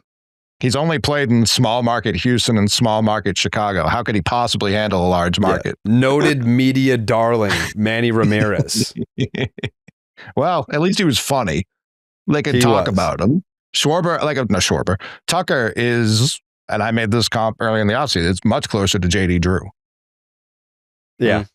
Yeah, I agree. Yeah. Which I'm fine with. That worked. That worked well. And was viewed as an overpay at the time. And it was like 5 for 75. JD Drew, if you recall, the theory was they only paid JD Drew because he's a Scott Boras client, and that sweetened the Scott Boras camp into pushing Daisuke Matsuzaka into a Red Sox uniform. They're like, all right, Scott, here's what we're gonna do. we're gonna give JD Drew 5 years, $80 million, but you make sure that we're the first meeting with Daisuke Matsuzaka, and we'll do the posting fee, we'll do this, and that. That was the thing that everyone was talking about, how it was like a package deal. It's like, you can't get Daisuke unless you take JD first. That's a good package. Oh, it was an awesome package. I would do that. If it was like you can only get Okamoto if you take Ime, it's like, sign me up. I'm all in. Well, the thing about JD Drew is he's not Japanese. No, not that time. He's been Japanese in the past, but not during this 5 year window. No, 7. No. He was American as fuck that year. Oh yeah.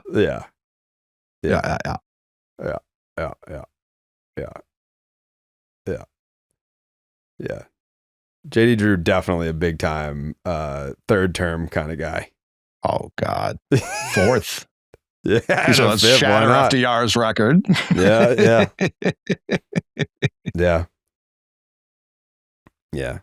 He never had to worry. What?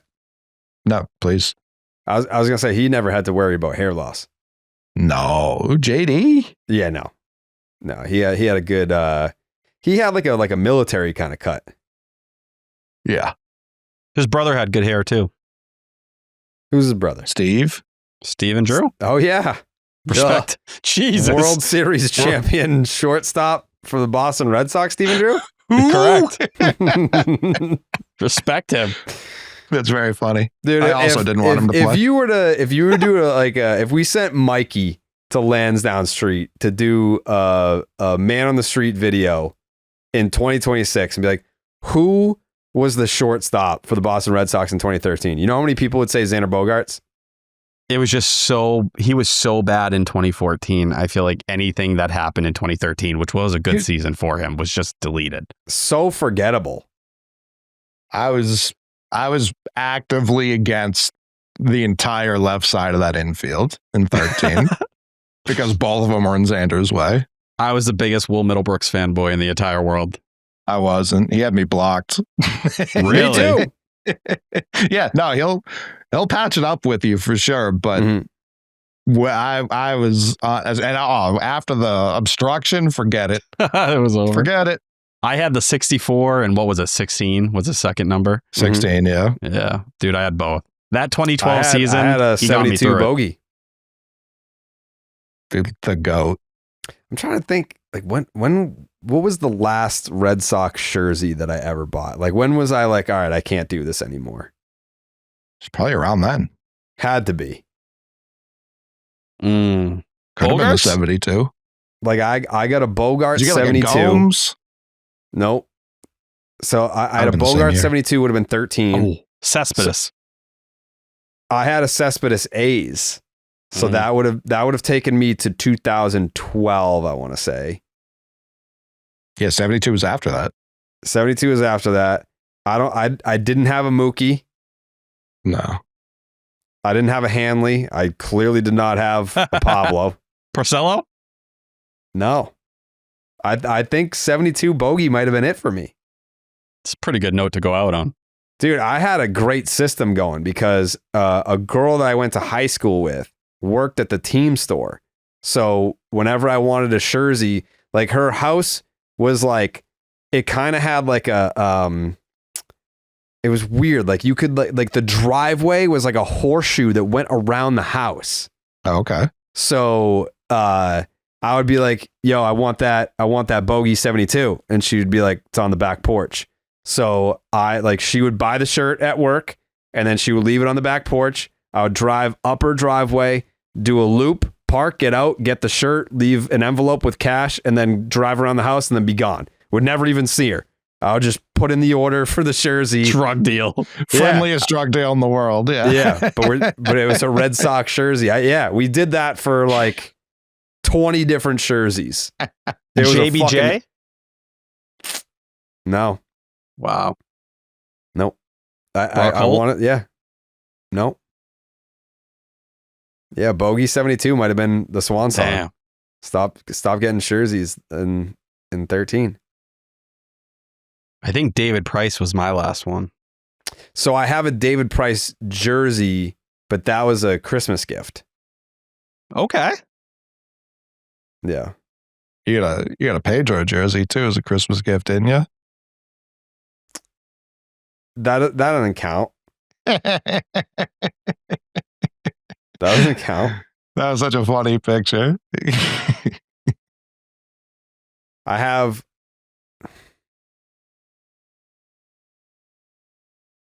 It's I tough. don't know. It's a tough scene. Name on the back of the home jersey. Yeah, you can't have that. Tough scene. You definitely. I think the Price jersey was that as well. Heart was in the right place. Mm-hmm. I had the same thing happen to me. With I what? love you, Martha. Martha got me a Verdugo version of that. Oh, I know. She knows better now, though. Oh, definitely. Definitely. I was, there was an era where me and Alex Verdugo. Steve still loves him. That was Boom. 2020 MVP votes meant something to me, man. Mm-hmm. Nothing I love more than an absolute pathetic shit baseball team and the best player on that shit baseball team. I couldn't have hated the team more. Oh, fucking couldn't stand him. But man, Alex Fresh Verdugo. off the Mookie trade, I was like, I don't Dude. care if these people survive whatever's going on in this world right now. We were robbed of T Section 10 content in 2020. That would have been Bro. crazy. Those were great Oh. episodes. Like the season was the worst Shit. of all time, but I mean the entertainment was top notch. Bro, I can't tell you a single thing that happened in that season, save for the guy who broke into Fenway and That's what I started was yelling gonna about say, 9/11. That's it. Yeah. It's the only You're guy. no, what did he say? You're no Jordan. You're no MJ. Something like that. You're not Michael Jordan. Because Chavis was wearing 23 and he was just heckling Yeah. him for not being MJ. A lot of Yeah, facts. that was wild. I remember what's his name? Kickham? Mike Mike Kickham. Kickham. Mike Kickham. I remember his name. I don't remember anything he did. The only in-game action that I remember from 2020 is Marcell Ozuna hitting 18 home runs in one game off like the back wall in center field. I thought Kyle Hart was going to cry on the mound. I remember. I felt so bad for him, and those baseballs were flying, dude. Mm-hmm. JBJ was ridiculous that season, too. Insane. Do you remember? Oh, the end of that season is what's in my head. Tanner Houck's last couple starts, he was shoving, and JBJ made this ridiculous catch in Atlanta, like nasty up against the wall, and they were all like, this is it. That might be the last one we ever see from JBJ. That's my lasting memory of 2020. And JD Martinez being like the worst baseball player the world had ever seen. Benny was horrific that year. Yep, he was another one. And then he got hurt. Yeah, the rib, right? Yeah. Benny's another guy that Devers has no sucked issue too with that hair year. loss. Hair loss isn't just about hair. It's about how you feel when you look in the mirror. Hims helps you take that back with confidence and access to simple, personalized care that fits your life. Are you tired of trying to figure out what actually works for hair loss? Through Hims, you can get access to clear solutions, expert guidance, and online process that takes the confusion out of care. You shouldn't have to rearrange your life to deal with hair loss. Hims makes expert care accessible on your schedule so you can focus on feeling like yourself again. Hims offers convenient access to a range of prescription hair loss treatments with ingredients that work, including chews, oral medications, serums, and sprays. Doctor-trusted ingredients like finasteride and minoxidil can stop further hair loss and regrow hair in as little as 3 to 6 months. You shouldn't have to go out of your way to feel like yourself. Hims brings expert care straight to you. God bless. I try to mute. I'm sorry. Online access to personalized treatment plans that put your goals first. No hidden fees, no surprise costs, just real personalized care on your schedule. Think of Hims as your digital front door that gets you back to your old self with simple 100% online access to trusted treatments for real health concerns all in one place. For simple online access to personalized and affordable care for hair loss, ED, weight loss, and more, visit hims.com/section10. That's hims.com/section10 for your free visit. hims.com/section10. That's 10. Oh, man. No Steve tonight, huh? Rest in peace. Where's he going? He's going on vacation again?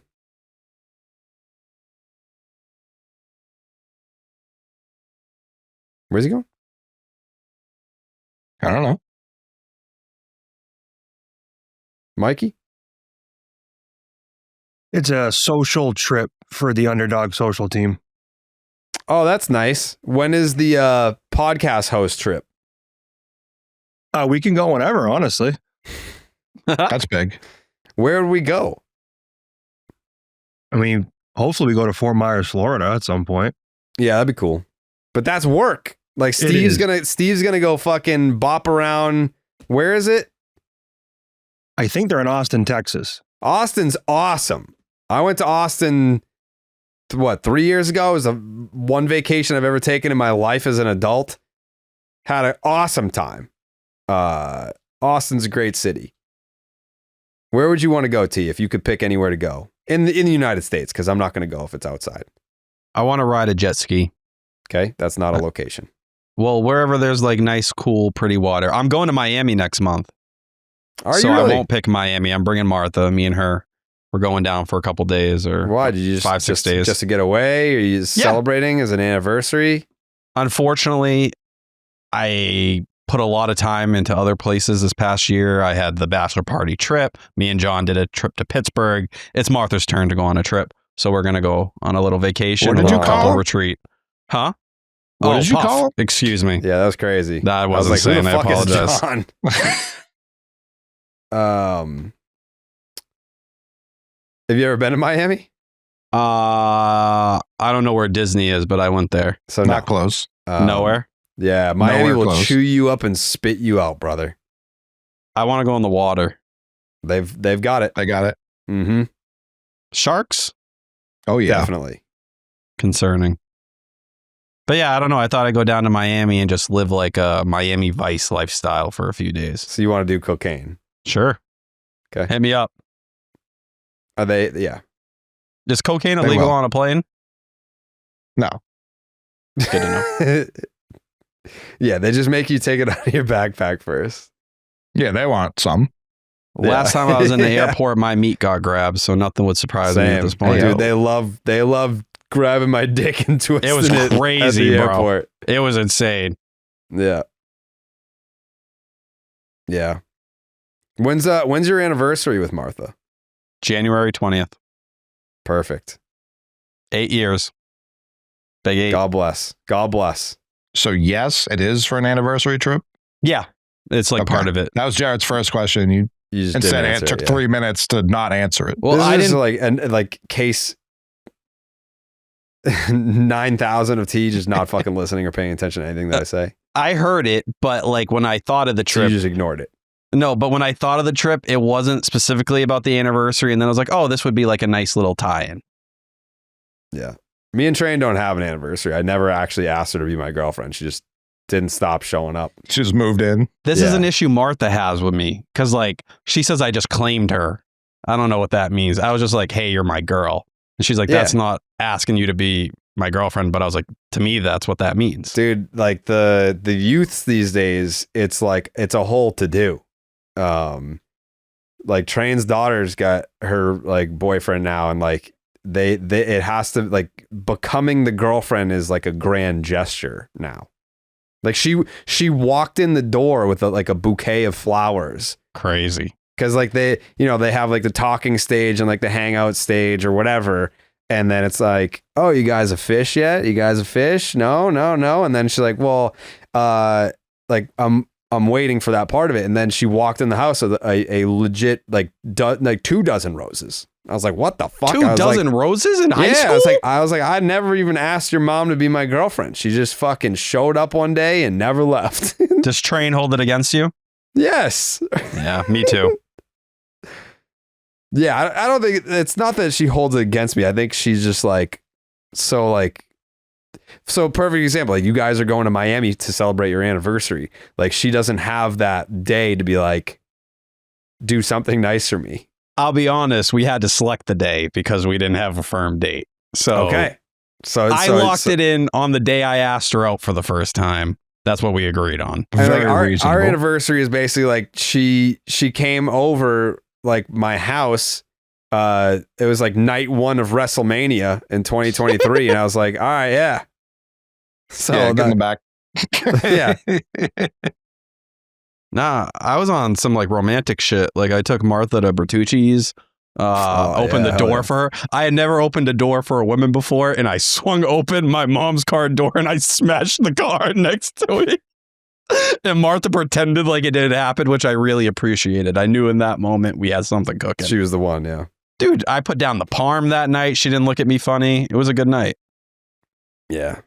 Martha's the perfect match for you, T. She is. You She guys keeps me balance each alive. other out so well. We try. Yeah. Like you and Train. I feel like we're not a lot alike, but it works. That's what most couples are. You need the person that kind of gets you to where you need to be. I guess. Usually people you're exactly alike are your best friends. I guess. Yeah. But I was thinking of that the other day, like when I was getting like the barrage of like kill yourself and get cancer tweets. I was like, this really would have bothered me 3 years ago because I would have just been scrolling Twitter all day reading hate comments about myself and then doing that until 2 a.m. because like I can't go to sleep because I'm reading all this stuff. But now it's like, yeah, I'm aware that I'm getting cooked, but like I can at least put the phone down and be present in reality, not the internet. Like before, I didn't have that option. I would just be sitting here by myself, getting absolutely fried on the internet for whatever reason. But yeah, it's nice to have a real life. I'm proud of you. I'm proud of you, T. Thank you. Coley, I'm proud of you. Thanks, pal. You're not going to be proud of him back because he wants that. He hasn't done anything for me to be proud of. The basketball shot last week, arguably I've worked against that. Yeah, you've Tough scene. absolutely disgraced Coley's name by that performance. Maybe me and Coley can have like a basketball training camp. That'd be funny. That would be funny. Coley could actually, he might be able to make you better, but like probably not. And it's not his fault. There's athleticism in me. Well, I wouldn't say that. I would just simply like there are a couple of easy fixes that would make you like a 10% better shooter that day. Like point your feet in the right direction. Yeah, just specifically that. Yeah. In my head, I shoot like Avery Bradley. I hope he swings on you for saying that. That was the number one prospect in the country. Do not shoot I'm like not him. hating. Oh, who's that kid everybody hates? Mikey Williams? I don't know who that is. Yeah. I like the posts people make about him. Okay. All right. Oh, man.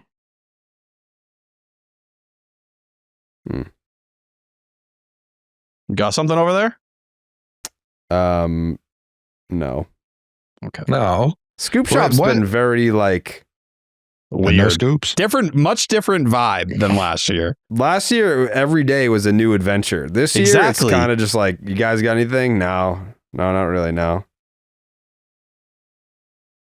Out of the trade names going around, obviously Marte and Seager, and I think people put Seager in another category because Marte feels a lot more realistic. Are you guys all in on that? Like I heard, Coley, I know you said with Meyer, like you understand him being hesitant, but would you hope that's the next thing that comes? Is that the ideal scenario? I don't think it'll come if they're hell-bent on getting Meyer. Like, I don't think Craig will budge off that. And I don't blame him. Now, could he go get... There's going to be a too high of a name, but it's the best example I can come up with. Could he swap out one of the outfielders for like an Aiden Miller and then trade Aiden Miller in the wake of Marcelo Meyer if that's what Arizona truly wants? Maybe. I do think Craig looks at the infield and he's concerned as Story gets older, what is it going to look like at shortstop? 1,000%. And that might really tell you what they think of Franklin Arias because he can play a good shortstop. He's above average, but they don't believe there's much there in the bat or they plan to use him in another trade. After him, there's really not that position player depth there anymore. And Meyer's also like questionable. Well, no. That's not, I'm going the other way with it. He's still one of like, if he qualified as a prospect, he'd be one of the 20 best prospects in the sport. Like I wouldn't just sell him now unless you truly thought he's never going to hold up at this level, which I'm not there yet. If he does that, if he does it again this year, I will be there, but I'm not there yet. I am a little surprised they're not more interested in Arizona and an outfielder. I thought that would be more part of the conversation because it would be kind of wild to think Meyer and Jordan Lawler could share an infield.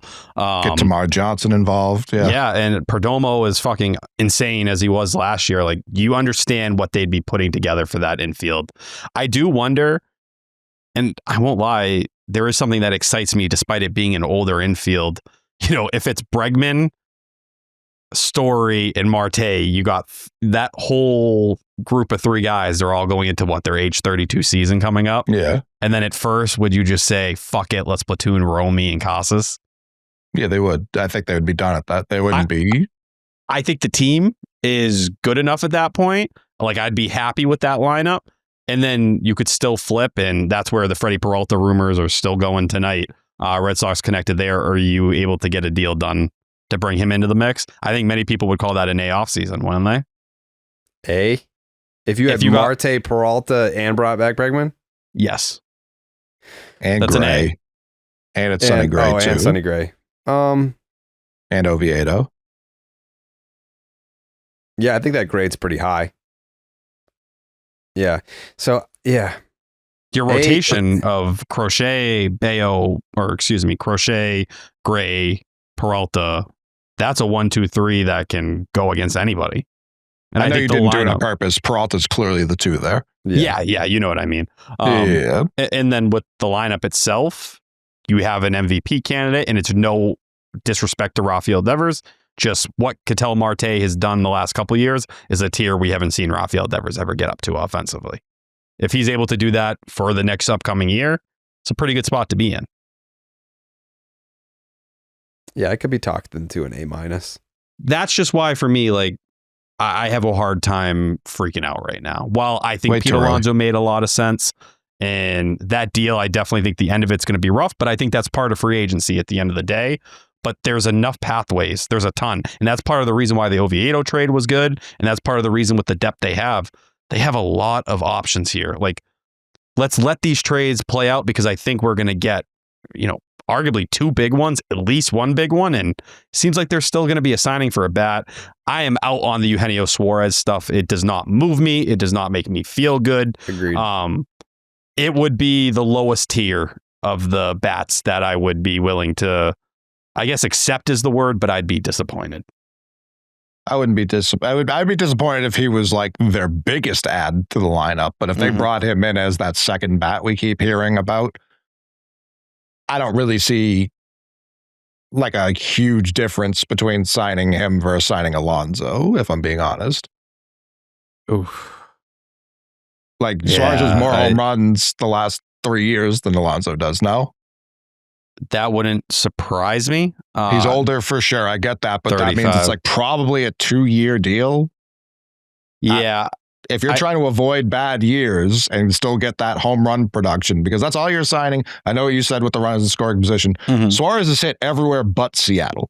True. Literally everywhere. Like, I don't think he's going to like fall off a cliff. I think he'd be fine at Fenway. So that's the thing for me. I feel like he could fall off the cliff any day now, and it wouldn't shock anyone. Maybe. And just looking back at last year, like 2024, he was 24th percentile in whiff, 17th percentile in K percentage. This year, it dropped down to 4th percentile and 5th percentile. Expected batting average was 3rd percentile. Fenway's a fit. He would hit those homers. Right. I just worry that another step in that wrong direction, and it's going to happen very quickly. But at the same time, his defense would probably be better if he was playing first base regularly. Like I said, I understand it, but I really hope you're shooting higher than that. I don't disagree with that. I just don't. I'd take Polanco over him easily. Maybe only because he could theoretically play more important defensive positions, but I do think if people are so upset, then Alonso is such a perfect fit because he could hit home runs at Fenway. I don't really see the argument against Suarez. Well, he also hurts the K problem. I guess, but like, do you want home runs or not? Like that. It's a balance. That's what he does. Like, I don't know. I'd tell the rest of the lineup to strike out less. Yeah, that's more where, to me, I would be like, all right, just please go get Okamoto. I'd rather you go and pour the money in there and give me a guy who's not going to K, who I think can hit 25 and play Gold Glove first base. And can play some third base if need be. At this point, I wouldn't play Suarez at third base. I think it'd look like Justin Turner at the very end, and maybe it'd be that good. Like I said, I understand how the roster would function. It just doesn't move me at all.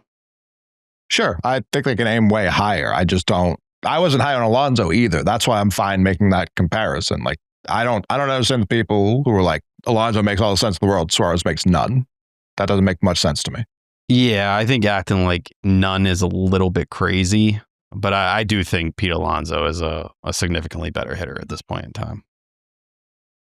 Overall, yeah, but if no one's signing him because he hits doubles sometimes, you know what I mean? If they were signing him for his home run power. Yeah, it's just whether, like, you look at the last 4 seasons, 3 out of 4, he's at a 115 OPS plus or higher. It's just whether the next season's going to be the one where he falls off. I mean, in Seattle, I guarantee he will. Yeah, he was so bad in Seattle. Holy shit. He always had. That's why they traded him in the first place. I just don't love another bat that's very hot and cold. That's not what I'm looking for. I don't disagree. Need some consistency.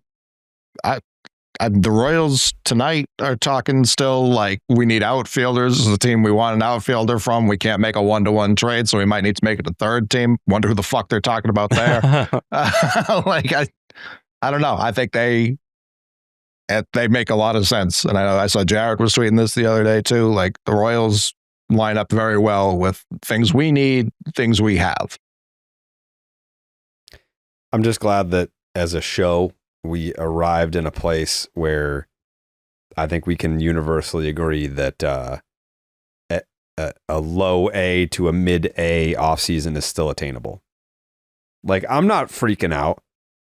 Panic, not a word I'm using.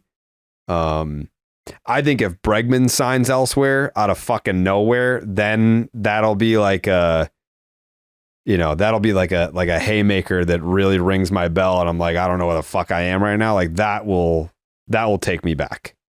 But outside of that, there's still plenty on the table right now. There's still plenty to be had that the Red Sox can do.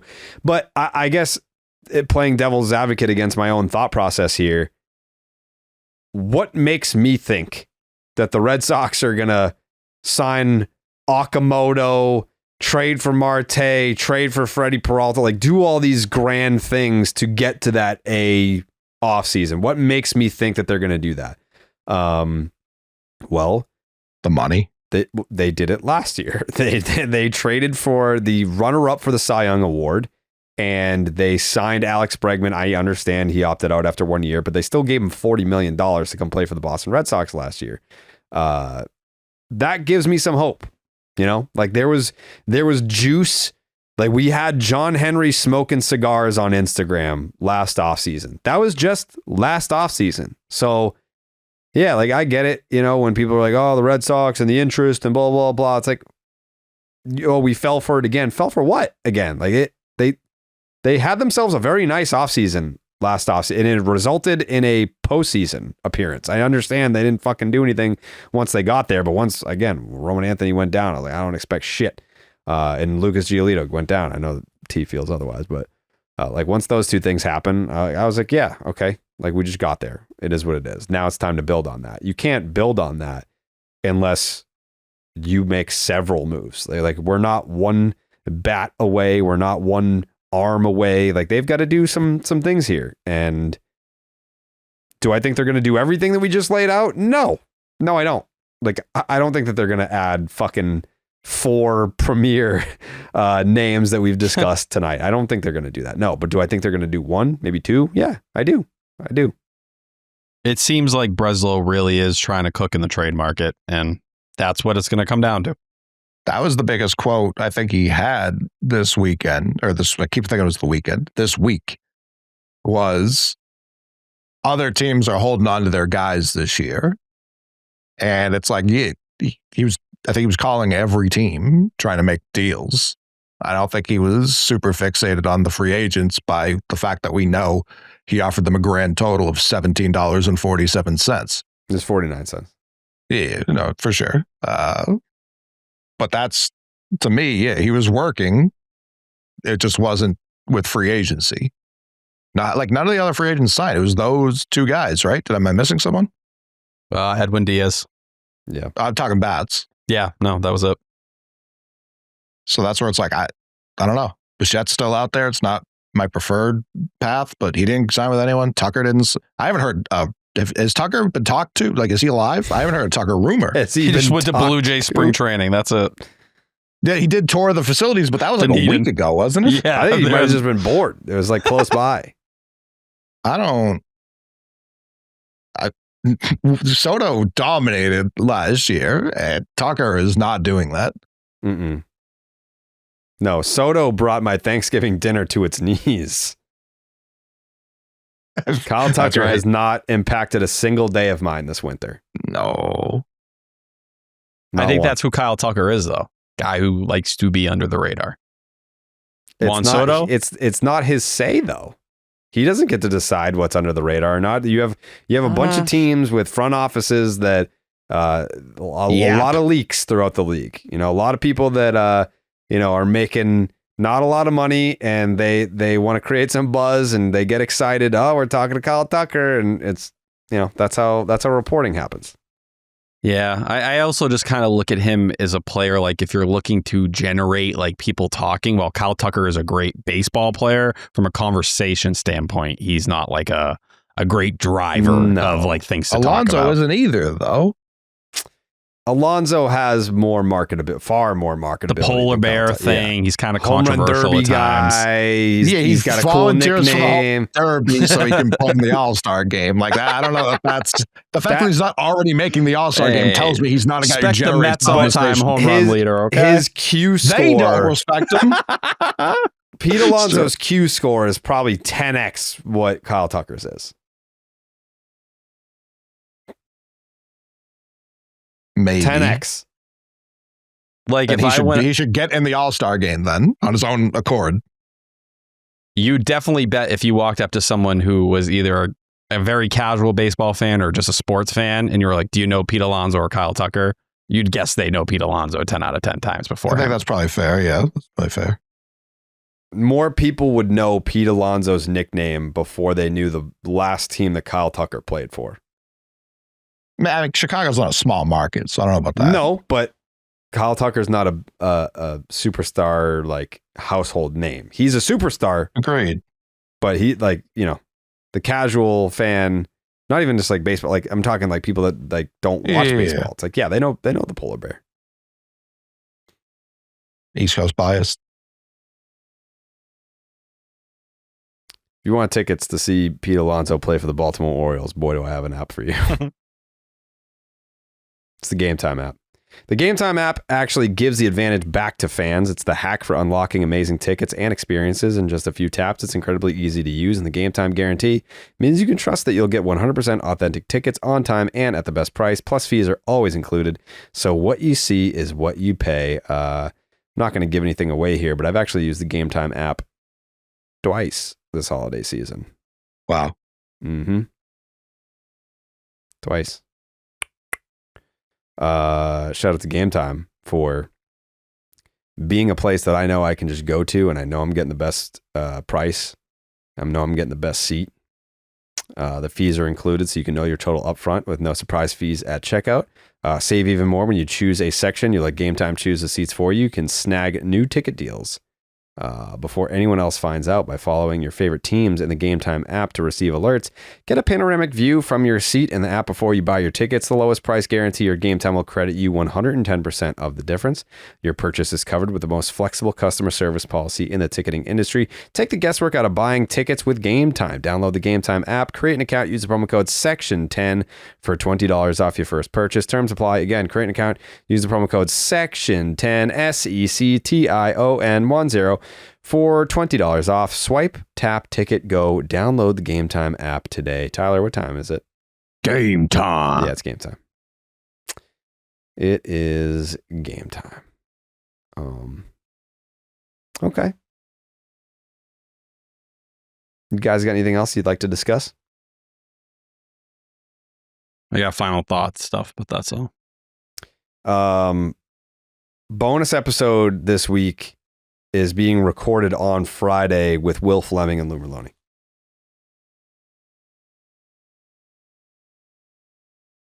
Yeah. What's that face, T? I didn't know. I'm finding out with you. I didn't either. It's very cool. Well, I mean, people, first of all, for anyone that was complaining, I'm on your side. I want to record 2 episodes separately throughout the week. Would love to have an interview. Coley would love to do it as well. I don't like doing back-to-back on the same night. And especially when we record an episode on Wednesday and it comes out on Monday, and then people are like, what the fuck? Like, I'm with you. I'm on your side. So yeah, I think we're going to do a little Loomer Will bonus episode. So I'm excited for it. Is that going to be like a daytime thing? See, that's where I would wait for you, T. Okay. I would wait for you if you wanted to do it. I might be able to. I feel like I should be able to. What time? It would have to be after work. Like, well, yeah, 5. Obviously. And like 5, 6. Maybe Jake, maybe we can try to reschedule with those guys. If not, Cook, please. Like, well, I don't, here's the thing, T. I don't like doing it without you guys. I know. But we got to give the people something because they're going to be mad if they don't have the second episode. I'd rather have something for them to nibble on than to be nibbleless. Yeah. We'll figure it out. Worst case, we can just do another one when you're available.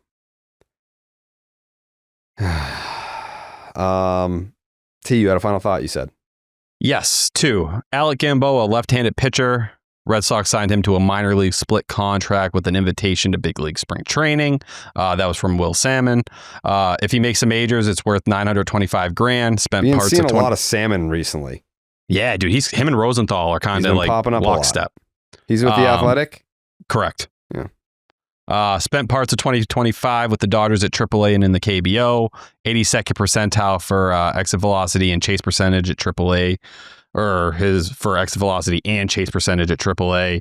In the KBO, put up decent numbers. He was starting there. It was like a 3.5 ERA. Another guy who you don't have to put on the 40-man, but we've known whether it's Chris Murphy or Brennan Bernardino getting shipped out, they need to rebuild some of that left-handed pitching depth. Obviously, the Oviedo trade factored in there as well, but kind of another option they can look at in spring training and see what's cooking there. And the other one was, which I thought was one of the kind of little cooler things when the Oviedo trade broke that nobody was really paying attention to. Ryan Otero, who was with the Cubs, basically was Craig Breslow's protege working underneath him. He's now with the Red Sox as a special advisor. And if you go back, the way Breslow kind of spoke about him, it was a lot in the light of this was a guy who could really communicate to players and branch the analytics side to the player side. And now he's a special advisor in the organization. What does that mean long term? It doesn't look like he's going to be taking over for Justin Willard. It's not the kind of director of pitching role, which obviously he filled in Chicago, but it might be more of a stepping stone. And this wasn't me who came up with this take, but Ian was describing it as maybe a step to being an assistant GM, which Breslow obviously had going on when he was in Chicago. So to have another guy with the brain drain this year that's happened with the organization, to bring another guy in that Breslow can lean on, that helps with the pitching infrastructure, that sounds like a win to me. Get as many of those guys in here as possible. And yeah, so if you were worried that the Red Sox maybe were going to lose their way with some of the guys that have left, there's some new guys in there that know at least what Breslow's philosophies are and what he wants to cook with. What's your final thought? Praise God.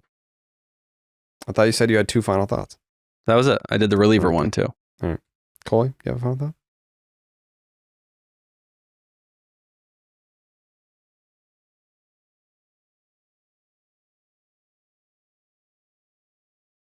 I met a guy from another Red Sox podcast, Chopping Wood, who says T gave him his number and he just never responds to texts ever. And I said, don't worry, he doesn't respond to me either.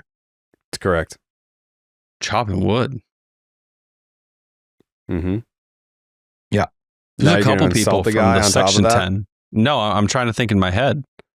Great guy. I text like a good number of people I've handed my phone number out to. You don't text me. I text you all the time. No, you don't. Yes, I do.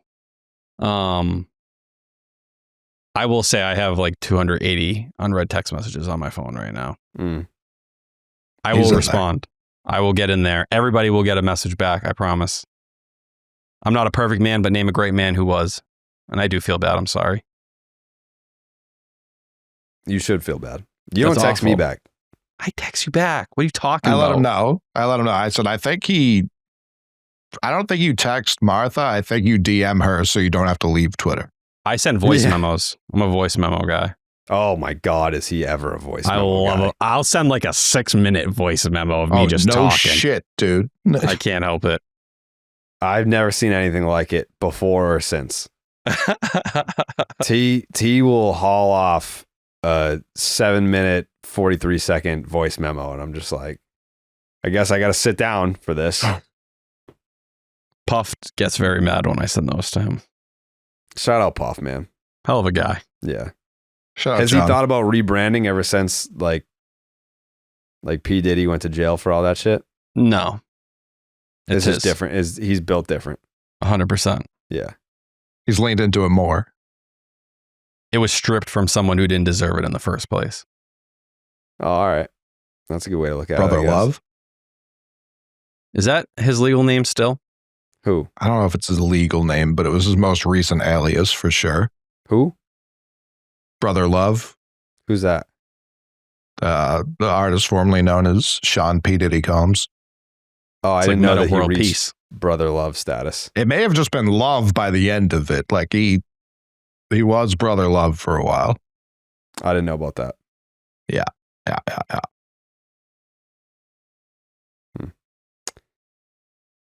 All right. Jake's takes. I just feel like I can't sleep till we sign Bregman, and I really hope it's tonight because I'm super tired and I want to go to bed. I feel you, Jake. I hope they sign Bregman too. I hope they sign him too. I mean, the communication has not been like anything close to what it was last offseason.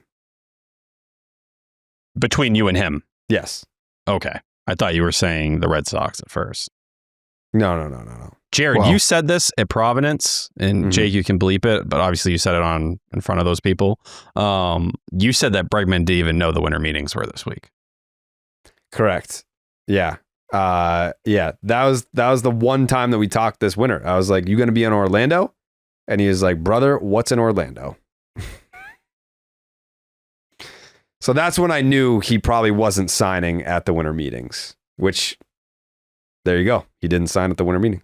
Bro is working out with Rob Refsnyder every single fucking day. Yeah.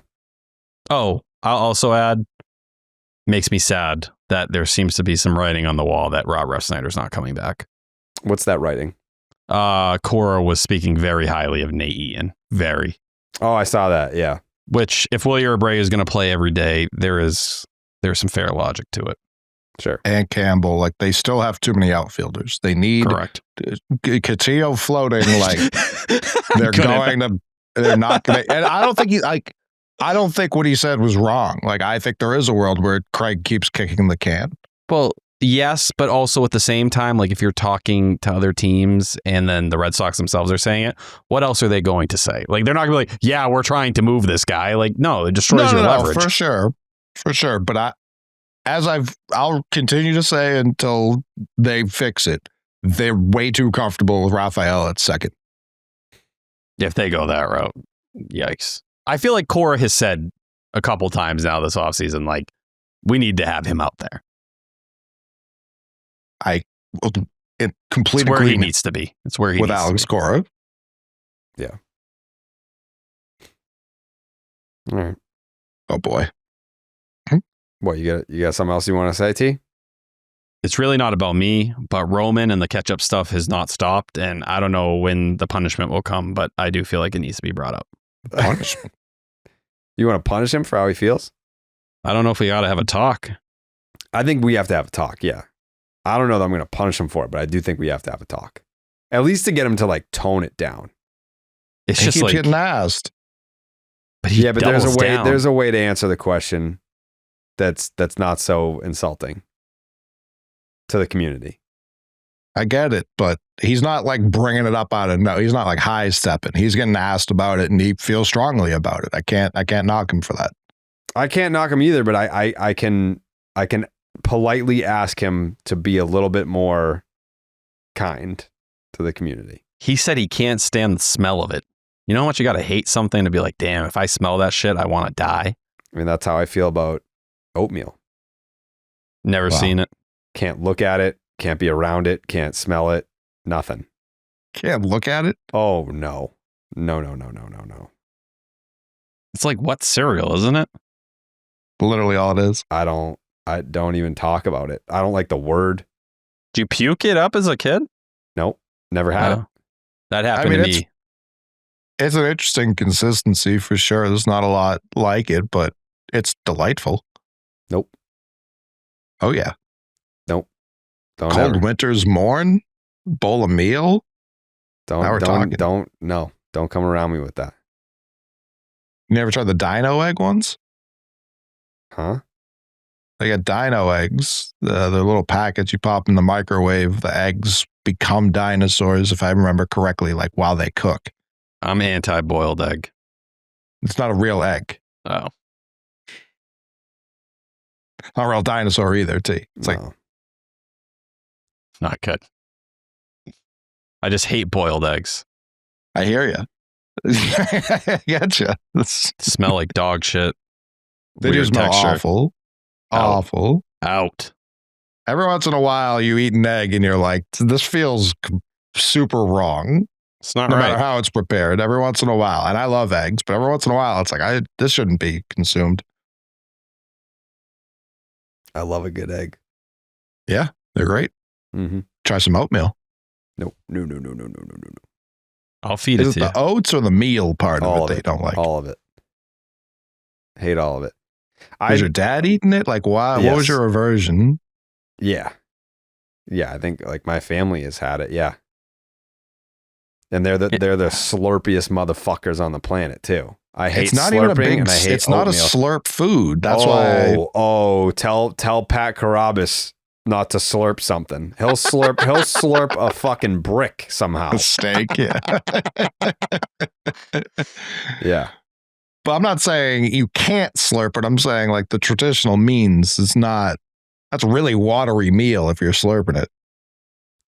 I can't explain the physics behind it. All I know is that I've seen it and it's changed my brain chemistry and I don't want to be a part of it anymore. All right. Yeah. Mikey, hit him again with the link. You want to come hang out with us this Saturday, Polar Park, Worcester, Mass. You're going straight to polarpark.com/Wooville to get your $30 ticket. And you will also get an exclusive Section 10 Worcester Red Sox t-shirt to go along with that ticket and a great time with the fellas. It's going to be a great time with the fellas. Can't wait. You're going to have Santa Claus. I'll be there. Jake will be there. Mikey will be there. 2K's pulling up. Shit. I'm excited. 2K experiencing his first ever Christmas party for all religions and atheists featuring John Bon Jovi in the Worcester, Massachusetts at Polar Park. It's his first time doing it. So I'm excited for that. You excited, 2K? Yeah, I'm pumped, man. Can't wait. Yeah, it's going to be a fun time. It's going to be a fun time. Merch table.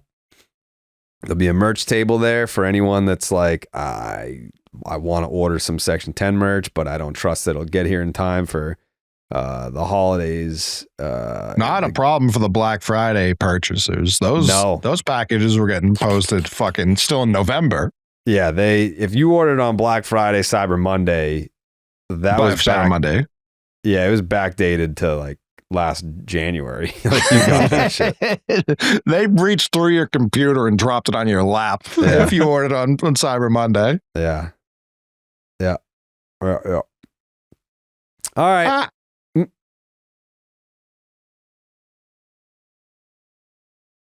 Thank you for listening and watching. We'll be, again, doing the bonus episode on Friday. So fear not. It's coming. It's not going to be a DMs episode. Where's episode of all time?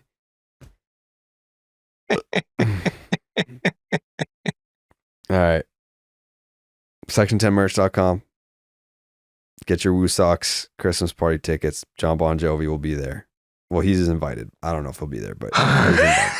If he is, I'm putting him out.